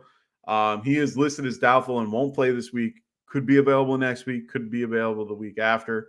We'll see how things go. Odell Beckham is off the injury report. Keaton Mitchell is listed as questionable. So those are the injuries that we got. Nothing crazy. Everybody's pretty healthy otherwise. If you're picking a running back from the Cardinals, right now it just seems to be DeMarcaro. And they keep going back and forth too, because it was Keaton Ingram before that, and then it was DeMarcaro. So I don't know who to pick. So I'm kind of steering away, and it's the Ravens. So I really don't want to have to pick one, but if you had to, DeMarcaro is the guy. Hollywood has been a lot better lately, but I still don't trust it. I've never been a fan of Hollywood Brown. I'm trying to avoid that scenario unless you have no other choice. Ravens, Zay Flowers is not a bad option. He's been pretty good and steady lately. Mark Andrews is a definite play. If you have him, Lamar is a definite play as well. Odell Beckham, I'm not playing. I'm not playing Rashad Bateman. So those are the only three that I would probably play from this game unless I had no other better option. Just because, they do nothing. AFC East battle, we have the Chiefs, who are 6-1, going to Mile High Stadium to visit the Broncos, who are 2-5. Maybe Taylor Swift will be there. Who knows? The Kansas City Chiefs are 7-point favorites. Over under is 46.5. Might go up if Taylor Swift is there. Nick Bolton is out for this game. Justin Ross is also going to be out. He's going to be out for a while. If you have him in Dynasty, you might want to get rid of him. If you have him at all, it's a scary scenario. I would very much stay away from this. Broncos, they have no one of need on the injury report. Chiefs, Pachenko is your guy. I think right at the moment, Rashid Rice is their best wide receiver option and the most steady. Travis Kelce, of course. Patrick Mahomes, of course. For the Broncos, Russell, you're not playing unless you absolutely have to. He's a quarterback too, at the very best. I think Cortland Sutton you can play. I think you can play Javonte Williams. That's about it. Jerry Jeudy, I don't care for. But other than that, yeah, not really playing many of the other people. So we got a question in the chat from Soothing Music. What's going on, Soothing Music? I need some soothing music to calm myself down a little bit, get ready for bed. It's almost 12 o'clock here on the East Coast. We got, is Breece Hall and Adam Thielen for Tyreek a bad trade? I don't think it's a bad trade. I think you're getting a good wide receiver, or I think you're getting a really solid running back for the rest of the season, and you're getting a very consistent Adam Thielen, who, to be fair, I think if memory serves me, isn't he the wide receiver like 3 on the year? So hold on, let me check my math here. I'm pretty sure he's wide receiver 3 or 4 or something like that. Sorry, no, he's 1, 2, 3, 4, 5, 6. He's wide receiver 7 on the year. Yeah, Tyreek Hill is that guy. He's 60 points above Adam Thielen. You are getting a guy like Breece Hall, who is very good in his own right. He has a good schedule coming up as well. I actually don't hate this trade. I don't mind it. If you're really good at wide receiver, I understand you're really good at wide receiver because you had Hill. But if you have good wide receivers below that, so if you have anyone below Tyreek Hill that is, doing well, and then you're grabbing a guy like Breece Hall and Thielen, yeah, I'm good with that. I don't hate that. I don't hate that at all, Soothing Music. Good trade. So with Puka at wide receiver 1, earlier we broke it down to Flowers, Mixon, Wilson, and Deontay. Picking a wide receiver 2 and flex. Gun to your head, wide receiver 2 and a flex. Need upside. Opponent is last year's champ. No, understood. I was still kind of unsure about the question either way. So I'm picking 1 wide receiver and a flex.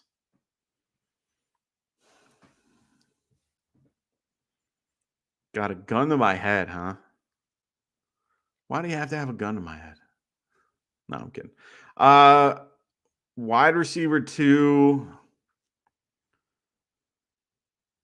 My heart says Deontay, but my head is saying Garrett Wilson. My heart is always going to be Deontay. I was really high on Deontay Johnson at the beginning of the season. I think Garrett Wilson has the best upside, and it's full PPR. Yeah. So I'm going to go Garrett Wilson and Deontay Johnson as the 2 guys. Negative game script for Flowers just because they're favored by 9.5. That like we just talked about. Mixon is in a non-favorable matchup. San Francisco is favored by 4, even though they've been middling the last few weeks. Garrett Wilson and Deontay have both upside. They both have game scripts that could keep them in it, even though their teams don't score a ton of points. You probably won't see a touchdown from either one of the guys, but they both will catch at least 6 to 7 balls a piece with 70, 80 yards. So they're definitely the ceiling plays for you. Mixon is more of the floor play.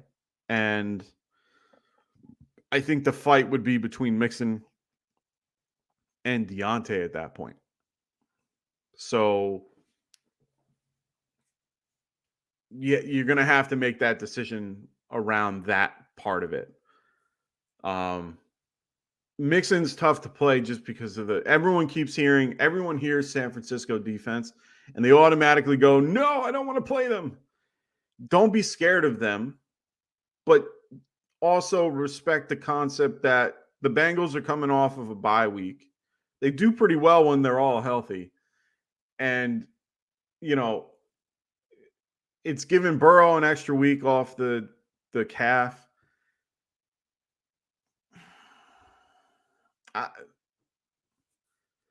Deontay's a little banged up. That's where this whole thing kind of screws me up. I would probably do Garrett Wilson and Mixon. Deontay, with a little bit of the injury scare, kind of freaked everybody out. Me being one of them. When you hear that you're off the injury report completely, but then he comes back and says he's fine, That's great. He could re-aggravate. Even though he practiced and he did well today and did a full practice. That's my only concern with him. But it's so hard because he's going to put up at least 10 points. So, yeah, I'm going to go Wilson and Deontay. I'm going to stick with my head and what I know. I'm just going to go that. I think Flowers has been doing just fine, but I think the game script's not going to go in his favor. I think at one point they're going to just switch to the run and just keep it on the ground versus the Cardinals if they're up. Like, what's the point? And knowing that, see, the funnier part is if I'm watching the footballers, I know that this game is probably Andy's upset of the week. Just so high, they're going to Arizona. You know, it's like there's so many factors in that. When you're a road favorite, it just screams upset. So we'll see. But overall, I like Wilson and Deontay. I think those are your two best bets. So let's move right along. We're almost at the end of this whole grouping. We have 3 more games to talk about. We're going to go and talk about who we were just talking about. Bengals versus the 49ers. Bengals are 3-3 coming off the bye, going out to Santa Clara. I think that's where they are now. 49ers, who are 5-2. San Francisco is 4-point favorites. Started the week at 5.5. Went down to 4. Over under went from 45 to 43.5. But that had to do with the fact with Brock Purdy being in concussion protocol and probably Sam Darnold. Looks like Brock Purdy is listed as questionable with a concussion, and he is one step from being out of concussion protocol. But there has been nobody to come out of concussion protocol after 1 week ever. If they were listed with a concussion and in concussion protocol on Sunday in week 1, they did not come back for week 2, and they were most definitely not coming back until week 3. He got hurt on Monday, was in concussion protocol Tuesday, and he could be out of it by Saturday. So we'll see. They have to make a decision, I think, by 4:00 on Saturday. If he is, he has to see the neurosurgeon or the independent neuro guy. So we'll have to wait and see how that goes. Sam Darnold will be the quarterback if that becomes the case. If he's out, Deebo Samuel is out for this game. Trent Williams is questionable, but he did not practice all week. I know he's a vet. I know he could probably get in there and do nothing. He's the best left tackle in the game when he's healthy. I have no doubts. We'll have to wait and see. Niners are coming off the bye. The Bengals are coming off the bye. Niners have been limping the last few weeks. They had a late matchup this week versus the Vikings. They were struggling. Their defense is a little beat up.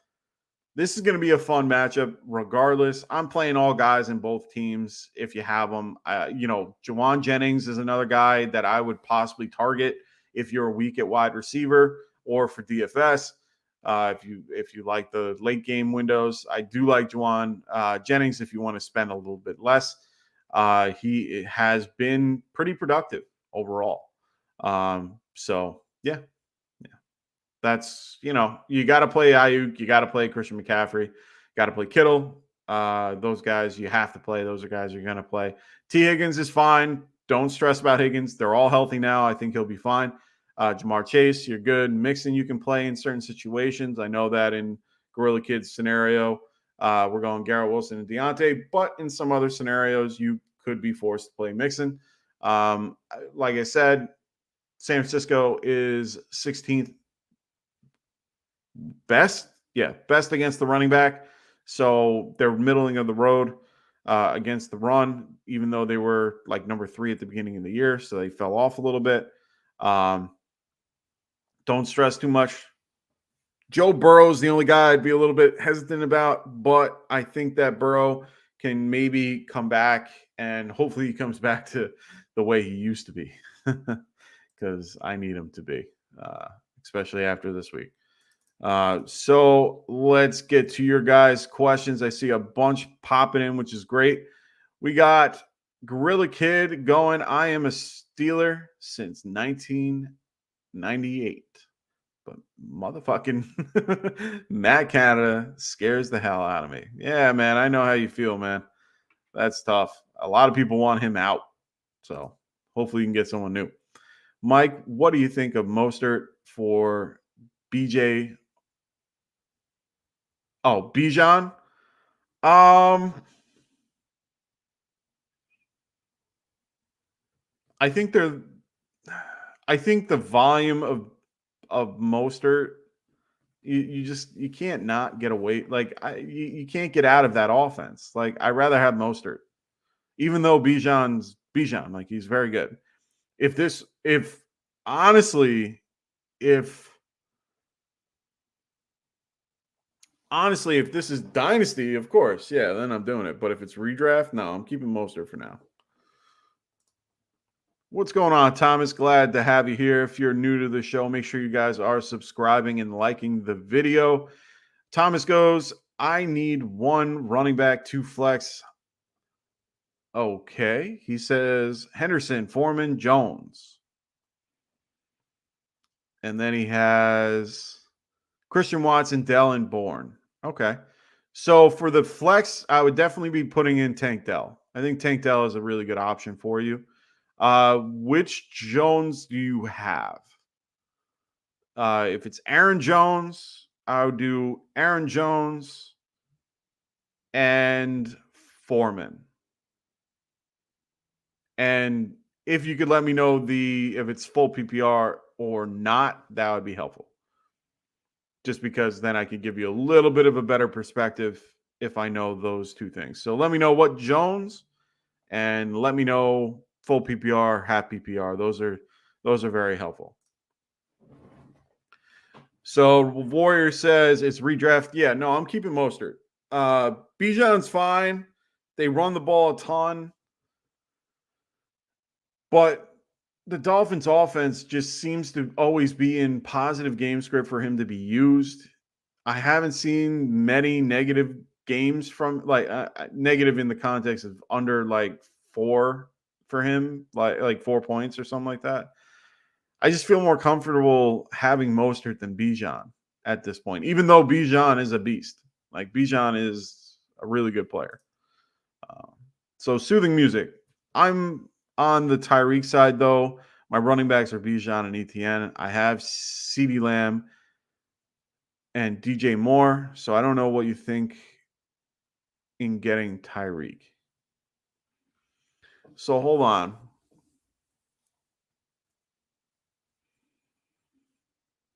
Oh, you're the Tyreek owner. You're going to be getting Tyreek out of this. And you would have CeeDee Lamb, Tyreek, and DJ Moore. Or sorry, DJ Moore. You had BJ there. And you would be giving away Hall to have Bijan and ETN. Otherwise, you would have CeeDee Lamb, DJ Moore, and Adam Thielen. Okay. Actually,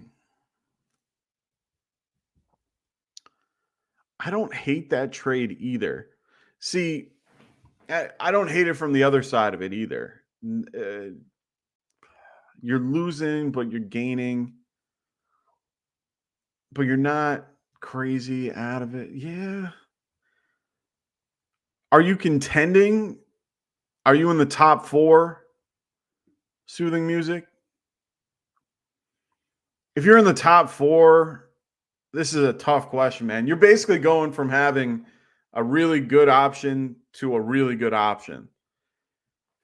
And like Breece Hall has a decent schedule coming up, coming off the bye.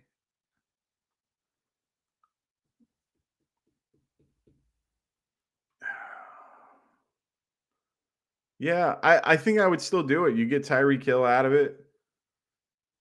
You're not giving up. Thanks, Thomas. I appreciate that a lot. Make sure you subscribe too if you haven't already. So soothing music, I'm going to say either way, I think you're good with getting Tyreek. I think you're giving up a decent amount for him. You could probably just do Breece Hall, but what I would probably do is offer Breece Hall for Tyreek Hill. And then if that doesn't work and he wants more, maybe see, my thing is I would probably offer DJ Moore over Adam Thielen. That's just my opinion. I would keep Thielen and try to trade more if you're going to be having, if you're giving away Breece Hall. So Hall and Moore feel a little bit more appropriate for me because I'd rather have Thielen and CeeDee Lamb and Tyreek Hill if you're going to do it that way. So I would maybe try that. That would be my suggestion from now knowing a little bit more about the scenario. So Thomas goes, it's Aaron Jones. Okay, cool. So now that I know that it's Aaron Jones, he's going against the Vikings. Vikings, like I said before, they are, where are they on my list? They are 11th against the running back, or 11th best against the running back. I am a little worried, but even though I'm a little worried, I'm more worried about Henderson going against Dallas than I am against Jones going against the Vikings, if that makes sense. Yes, and I saw that report too. It says that last 2 weeks he said he's felt the best he has and nothing. Agreed. Appreciate it listening from work with the earpods. Oh, I appreciate that, bro. So yeah, honestly, I think that I would go with still Foreman and Jones with Tank Dell. I think those are the guys that I would be going with. Christian Watson might be the one guy that I would switch to and switch Jones out for. But I always prefer the running back in a flex spot unless I have a really good wide receiver. And in this case, it's Tank Dell. If it's full PPR, I definitely want to take Dell in. I'd feel a little bit. Christian Watson, I just don't trust. Jones, I have more trust just because I know he's going to touch the ball. That's the only thing. Running backs are not guaranteed to touch, but they are more guaranteed to touch the ball at a shorter distance than a wide receiver who might not get as many, yards and stuff like that. I just always prefer the running back over the wide receiver in most scenarios, unless it's like, really evident that PPR is going to be the better, the wide receiver is going to get a ridiculous amount of targets. So EK Price, what's going on, man? Hope all is well. If you're new to the show, make sure you guys subscribe and like the video. He says, should I trade Keenan and Bijan away for Pollard, Amari Cooper, and Curtis Samuel? My lineup would be Stroud, Adams, Amari, Etienne, Pollard, Nico, Rice at flex.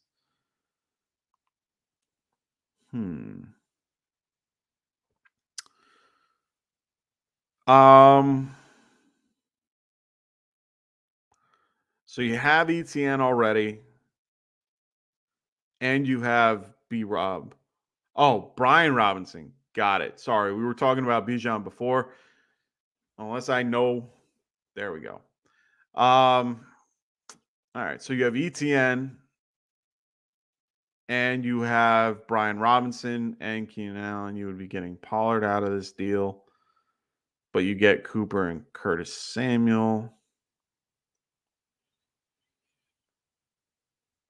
I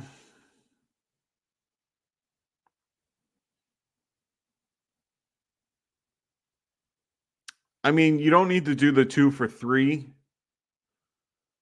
because Curtis isn't even part of that Curtis isn't really part of that deal. You could probably get away with just doing Keenan for Pollard. I don't know why people try to make elaborate trades out of so much. Just right now, it just looks like you're trying to trade Keenan Allen for Pollard. which if you're trying to trade Keenan Allen for Palmer, you would have Adams, Nico, and Rice as your 3 wide receivers, and ETN with Pollard and Stroud. Yeah. Like, ultimately, that's what I would do. Like, Brian Robinson for Cooper and Curtis is just silly. Like, just get to the meat of the trade. And like I said, in this case, yeah. So EK Price goes, I don't have that much receiver depth because almost my whole bench is injured. I get it. I know everyone's trying to make adjustments, but you're not that bad. You have Keenan Allen, you have Nico Collins, Rashid Rice, and Devontae Adams. Those are solid wide receiver options. If your depth is hurt, that doesn't mean to go trade away your best option at this point. Even if it's, yeah, I mean, if you're going to trade away Keenan Allen, you better get something good out of it. And honestly, Amari Cooper, I love Cooper, the wide receiver. I don't like his scenario with PJ Walker. Like, if Watson was healthy and full go and all that, Cooper is one of the top 10 wide receivers, in my opinion. But without him being in the lineup and PJ Walker in the starting lineup, like, I don't trust Cooper. And Curtis Samuel is on off. Like, he'll have a 20-point game, then a 2-point game. You know, like, I just don't like I'm a consistent guy. If this is your first time listening to the show, my name, you know, they call me Classic Mike for a reason. Like, I am very classic oriented. I like a very consistent. I'm one of the guys that likes to have my lineup having a guy that has 15 points every week, comparatively to the guy that goes 32, 2, 1, 3, 5, 30, 5, 6, 2. You know, like, I don't want that guy. I want 15 every week, because then I know that 15 a week is better than your 30 up and down. So yeah, I might be middle of the road in most scenarios, and the boom bust guys I definitely throw into my lineup every so often, but I need most of my team to be consistent. Keenan Allen is consistent. Pollard is consistent. All the other guys that you list in there, Nico, Rice, Adams, well, except for that 1 week, is consistent. So, like I said, if you're trading Keenan Allen for Palmer, makes complete sense. Understood. But I don't think I would do anything else other than that. And then you still get, in this particular scenario, then you would get Pollard, Brian Robinson, ETN as solid running back options. And then you have Stroud with Adams, Nico, Rice, and yeah, like, I would feel comfortable with that. He might be scaring you, but he's depth. You leave him on the bench and you keep him on the side until he blows up for when you need him. He's not a horrible running back. He's just in a horrible offense. And he's with a quarterback that I really like. I honestly like Sam Howell. Unfortunately, he's just not as consistent as he should be. And the offensive line is dog shit. So Brian Robinson isn't horrible. I think week 3, I have to look at the numbers. I don't have the numbers in front of me, and I don't want to give you guys some bullshit like response. I actually want to give you like real statistics here, or not statistics, but I want to give you at least some, you know, good insight on this. PPR scoring PPR scoring weeks 1 through 4. Brian Robinson was the running back 10. You know what I mean? Like, he was good at one point. You can't just automatically, like, he fell off after week 5. And then he really only went down a few points. Like, give the guy an opportunity. I would, like I said, Keenan Allen for Pollard makes more sense to me than the rest of that trade. But that's just me. Thomas goes, appreciated. Been going back and forth all week, like Foreman, Jones, and Dell. I've been big on Dell since the summer. Should have a good game. I hope he does. Well, kind of. I have Nico Collins. I hope Texans do well. I'm a big Nico Collins fan. I've been a big fan for the last few years, and wanted him to do well. Coming out this season, I was really high on him. I want him everywhere. I drafted him everywhere. He was always that late round, pick. So, asking my thoughts on the Giants receivers. I'm the perfect guy for that. So Thomas goes, also thoughts on Hyatt and Wan'Dale PPR with Tyrod at the helm. Daniel Jones possibly out a while. Yeah, he could be out for the season. Hyatt or Wan'Dale worth the stash in 2 wide receiver, 2 flex. I originally had Wan'Dale. He was the guy. He had 2 weeks where he was consistently targeted like 10 times, and then he fell off the face of the earth last week with only 1 catch. I can see this week being the next week where he goes off for 10, but Hyatt's been getting a lot more run lately as the wide receiver 2 behind Slayton, which is good. Like, he should be. Hyatt, if you've watched him, if you've been able to watch the games with Hyatt, he has such speed and spectacular body control to be able to catch the ball. And it blows my mind they didn't push him in a little bit earlier.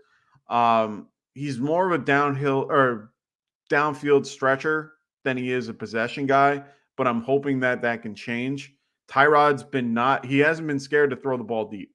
So if I'm going to hold on to somebody, I feel that Hyatt might be the better option just because he has the more upside. Wan'Dale is definitely a floor play. He is definitely somebody that if you like consistency like I do, he might be the better option. But I really, really like Hyatt as a late, like, if you're holding on to it. Like, if you're really looking for someone down the road. I don't think he's someone that you can use right now. I think he's someone, if you're looking to stash for like a few weeks from now and have him on your bench, I think he'd be worth it. So EK Price goes Tyrod balling a little bit too. Yeah, he looks good. They're both available on waivers. I just want to I'll grab an upside guy for potential playoff push. Yeah, I think Hyatt could do that. I think Hyatt has an ability to be a decent flex later on in the season. Wan'Dale, I thought, could be that guy at one point. I thought Paris Campbell could be it at a point. I thought Isaiah Hodgins could be it at the point. It's very hard for a Giants fan to pick a Giants receiver because I like all of them, man. I really do. I thought beginning of the year in the offseason, they were saying all these things about how much faster we are at wide receiver, how much faster the offense is as a whole. I didn't get to see much of that because, just how things worked out. But I love Hyatt. I think he's a very good pick. Really like what he's been doing. EK Price goes, thanks for the input. Much appreciated. Of course, that's what I'm here for. I'm here every Friday night to answer your questions. My buddy Roster will be back with me soon. I promise. Me and him normally do this together. This is a tough time of year. He has his kids and he's out doing his, dad stuff, which is completely cool. He's West Coast, I'm East Coast, so we kind of have to make it work.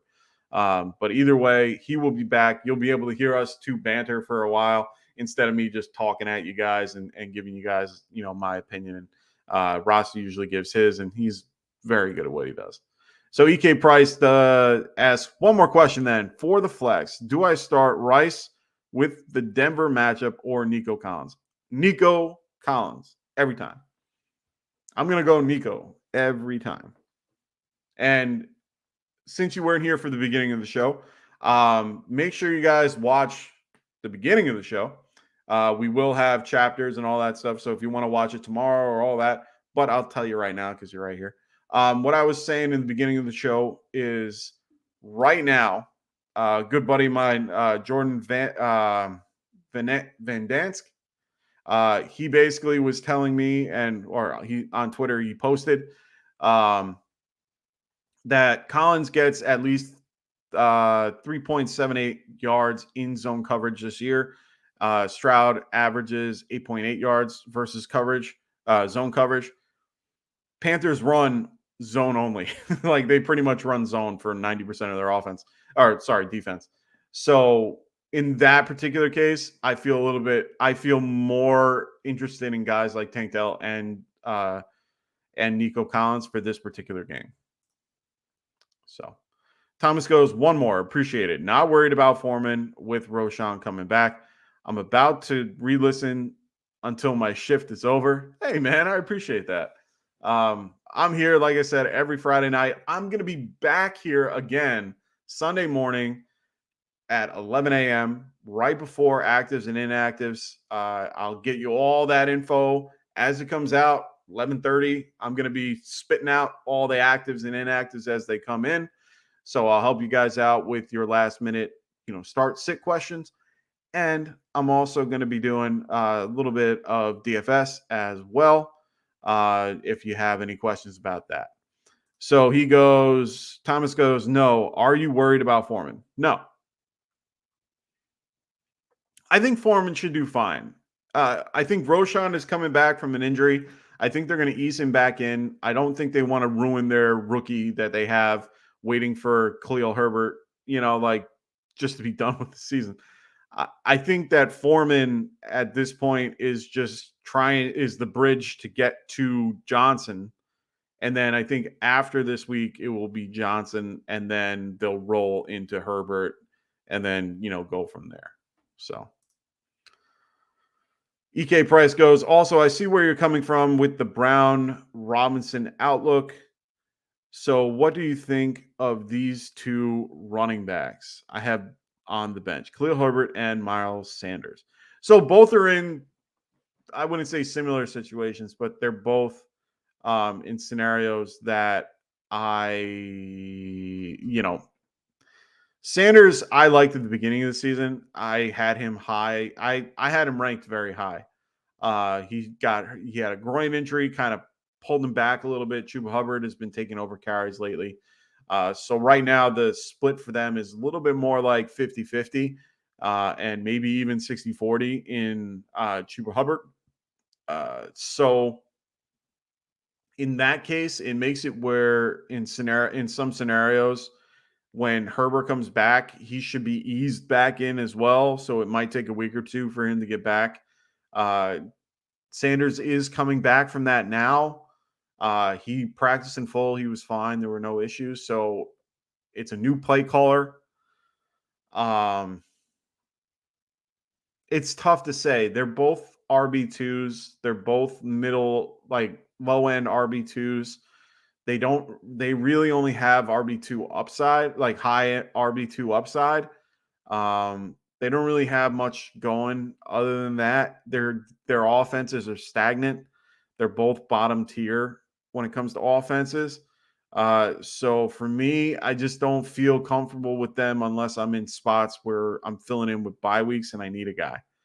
They're not really like every week I'm throwing these guys in. Like I'm only throwing them in break glass scenarios. So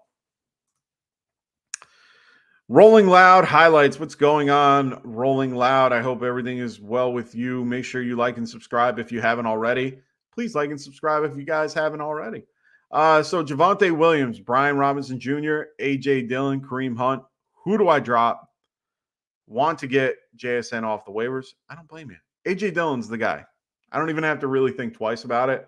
And I'm sorry, A.J. Dillon. You represent us in the beginning of the show. You're a wonderful human being. Unfortunately, I'm dropping you. Like I don't see the correlation. There hasn't really been much help with the offensive line play. The offense has been stagnant, and there's just nothing that works with AJ Dillon, unfortunately. Kareem Hunt is in a better offensive line, better situation. I'm going to go with, if I'm going to cut someone, AJ Dillon's the guy.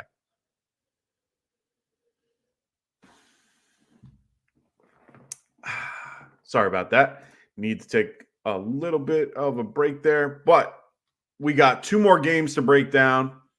We got the Sunday night football game against the Bears and the Chargers. We've been talking about these guys all night, so might as well get to them. So we got the Bears, who are 2-5, going to Los Angeles to face the Los Angeles Chargers, who are also 2-4.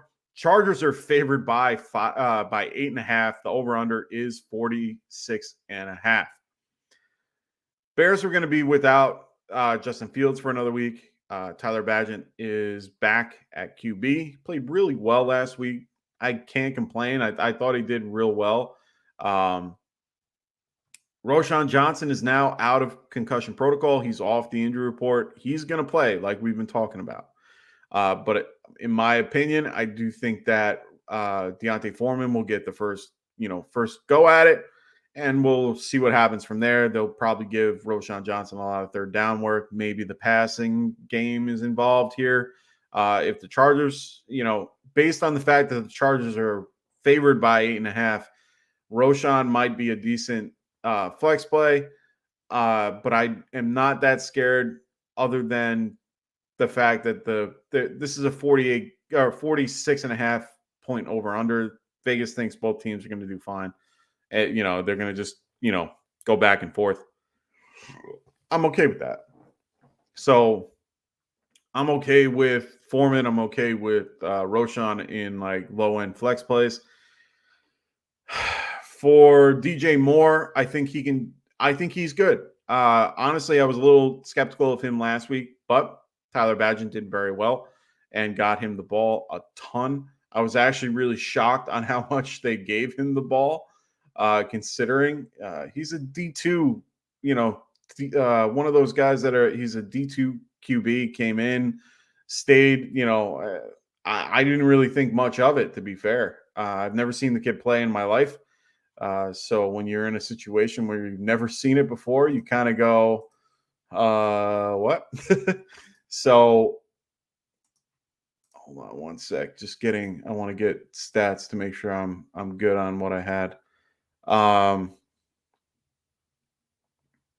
Yeah, he was 8 for 54, which is not bad at all. Can't go wrong with those types of numbers. So, all he needs is a touchdown out of that, which you can't predict the touchdown. DJ Moore, definitely a decent option. On the Chargers side of the ball, Palmer is questionable. He didn't practice Wednesday or Thursday and was limited on Friday. He was seen with a knee brace on, running, just running on the side. I would definitely have a pivot option if Joshua Palmer is the guy that you have as your guy that you were thinking of playing. I like him a lot. I love Joshua Palmer, but I don't think I can play him this week unless I have a better option, just because I don't trust it. And if I don't have somebody in this window or the Monday night window, I don't want to be, caught with the dick in my hand. You know what I mean? Like, I don't want to be that guy. So just be aware of that. Austin Eckler, you're playing. Herbert, you're playing, even with the hurt finger. Gerald Everett slowly coming back into what he should be. He's had a touchdown in the last 2 weeks, but that's really the only thing keeping him relevant. But they're using him a little bit. I think it's because Palmer was hurt. Quinton Johnston is coming back. Well, should be a little bit more involved. Keenan Allen's fine. Just leave him where he is. So yeah, that is my little bit about that. Let me go into the comments. We got EK Price back.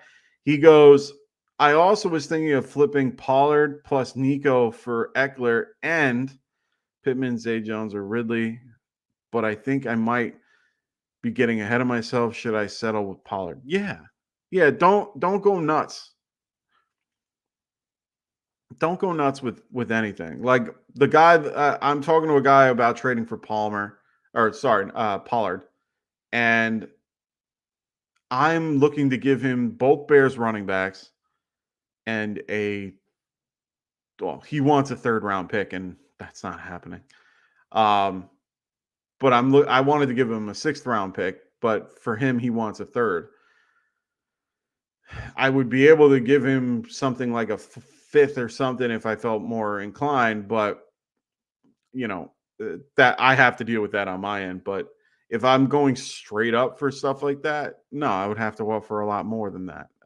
But Keenan Allen for Pollard, even-ish, but you're pretty good on your wide receivers. So for you, it's, you're getting a little bit more depth at both positions in the context of getting rid of a good, well, yeah. The other thought is you can give away Devontae Adams and try to get something like Eckler. That's the other thought. Don't give away Nico. Don't give away Nico. I'm telling you. Nico will be a lot of team saviors this year. A lot of team saviors. All right, let's move on to Monday Night Football. We were already talking about him before, about Devontae Adams. It's the Raiders, who are 3-4, going to Detroit to face the Lions, who are 5-2. Detroit is favored by 8.5. The over-under is 46. Raiders, it looks like Jimmy G is going to be back. He had a back problem and was out last week. He should be back this week. Kicker Daniel Carlson has a groin issue, hasn't practiced all week. Be aware. If you're the Carlson owner, just make sure you grab somebody else. Kickers are, interchangeable. Lions side of the ball, Dave Montgomery hasn't practiced all week. It seems like it will be Gibbs again with Craig Reynolds. Monty should be back after the week 9 bye. So fun little stat for you guys. And this is probably my QB start of the week. Jared Goff, last year at home in 9 games, played at home. He averaged 26.5 points. This year, in the 2 games he's played at home, he has averaged 24.5 points. Raiders are 19th best against the QB in fantasy points allowed. They allow 19 points per game to the QB. He has averaged 271 yards per game and 4 touchdowns in games played this season. And in 3 of those games were outdoors and 2 were primetime games. I wouldn't be worried at all. Don't stress about what happened with the Ravens. Jared Goff is a top 5 option. I have him ranked, I think, at like 6 or 7 or something like that. But he is a top option this week. I am playing him any place that I can. At this point, Raiders-wise, I mean, you're not playing Jimmy G unless you're in a really, really tough spot in a 2 QB league. Josh Jacobs, you're playing. Even though the Lions are decent against the run, well, actually, they're not. They're 24th. They used to be really good against the run, but they're actually 24th against the run. So Josh Jacobs, load him up. You're not sitting Devontae Adams. You're not sitting Jacoby Myers. Jacoby Myers has been on fire and has, if memory serves me, the guy has a touchdown in like 3 of the last 4. So you're not sitting Jacoby Myers. He's just been on fire lately. Let's see what he's got. Yeah, he has a touchdown in 3 straight games and at least 7 catches and at least 10 targets per game. So, yeah, Jacoby Myers ain't going nowhere. He's actually, I like him better than a lot of other guys. Michael Myers, if you're in a pinch, if you need a tight end, but if, since no one has a bye week this week, you don't really need it. He's more of a fill-in for next week. For the Lions, you're going to play Gibbs if you have him. Amon St. Brown, let's hope he gets a touchdown. I know a lot of people are looking for that. So St. Brown, yep, load him up. If you're going to play the wide receiver 2 for this group, it would probably be Josh Reynolds. But that's only if you have to break the glass, which, like I said, this isn't a bye week, so I don't see that happening for anybody. Jared Goff is probably the start of the week for me. I think he's going to have one of the better games out of everybody. But yeah, that's really all I have for this game. This game is a pretty simple, who you're playing, who you're not. So Soothing music goes, I'm 3 out of 8, so I'm in good shape. Good. I like hearing that. I like hearing that a lot. Make sure you guys check out some of our affiliate podcasts as well, not just this show. We have other affiliate podcasts that are a part of the show. Make sure you guys check out everybody on this list. We got the Fantasy Frontline podcast with Tim and AJ. Make sure you guys check them out. Tim is going to be on a broadcast for the Rams game, so check him out. Make sure you guys check out the Check Down podcast with Cody McGoats, Shirtless Pat, and the crew. They are every Wednesday at 8:30. Make sure you guys are giving them a like and subscribe, as well as to Tim and AJ over at the Fantasy Frontline. As well, make sure you guys keep an eye out for Dead Zone Fantasy Show with them boys. He will be here shortly, giving you guys that content you're looking for those Dead Zone players. Soothing music goes, 6 teams make the playoffs. Should I offer Bijan? Oh, okay. So cool beans. So you're saying you're 3rd out of 8. You're in good shape. You have 6 teams making the playoffs. Should I offer Bijan or ETN rather than Hall to make it more even? Let me go back to the question before that you had.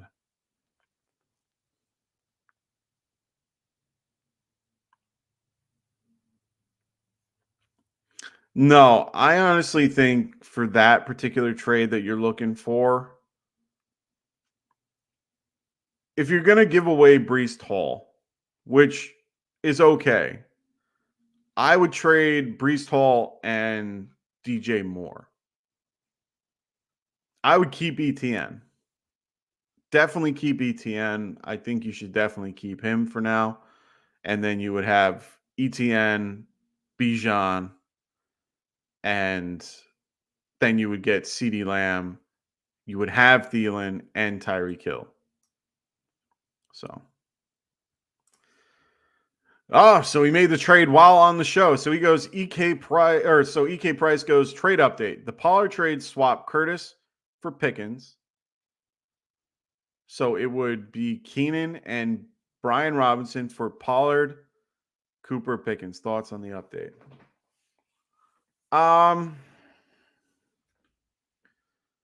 Pickens is going to take a little bit of a backseat to Deontay coming back. He's still going to be involved in the offense, but not as much because Deontay will take away from him. Maybe not the touchdown upside, but will definitely take targets away. Pickens is more of a downfield threat with the touchdown upside comparatively to a possession guy now that Deontay's back. But I like him better than I like Curtis Samuel.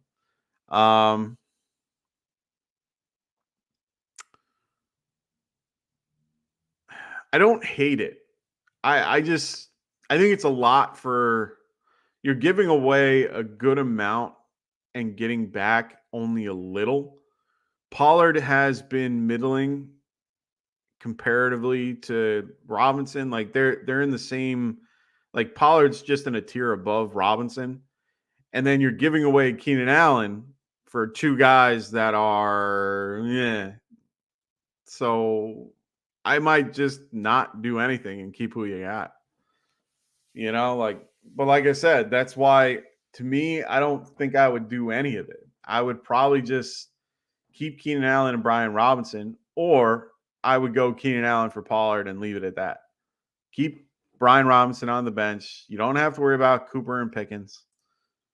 They're just in bad scenarios. I'd rather have guys that I know that are going to be a little bit more consistent. But like I said, that's me.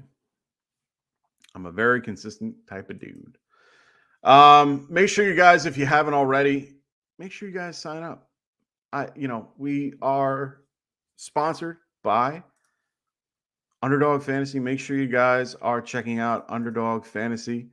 Make sure you guys are using this promo code GETRIGHT, and when you do, they will double your first deposit. There are tons of different things going on at Underdog Fantasy. They got pick'em contests as well. Make sure you guys check out what they have. They also have this special going on, new customer special. They have Jalen Hurts at 0.5 total yards. Check them out. I mean, come on. You get one free one. It's not easy to pick it. Believe me, I've done it 100 times. Make sure you guys check it out. Make sure you guys use promo code GETRIGHT. They got all types of pick'em contests. We got the map right there for you for the places that, that Underdog is available for you guys. So make sure you guys use that promo code GETRIGHT and help out the channel. That's the best way that you can support us other than hitting like and subscribe. So make sure you guys hit the like and subscribe button if you haven't already. I hope everyone had a wonderful time tonight. I'm going to start wrapping things up. I got an early morning. Got to be up at 6 o'clock for an electrician to come through. So make sure you guys check us out. Make sure you like and subscribe to the show.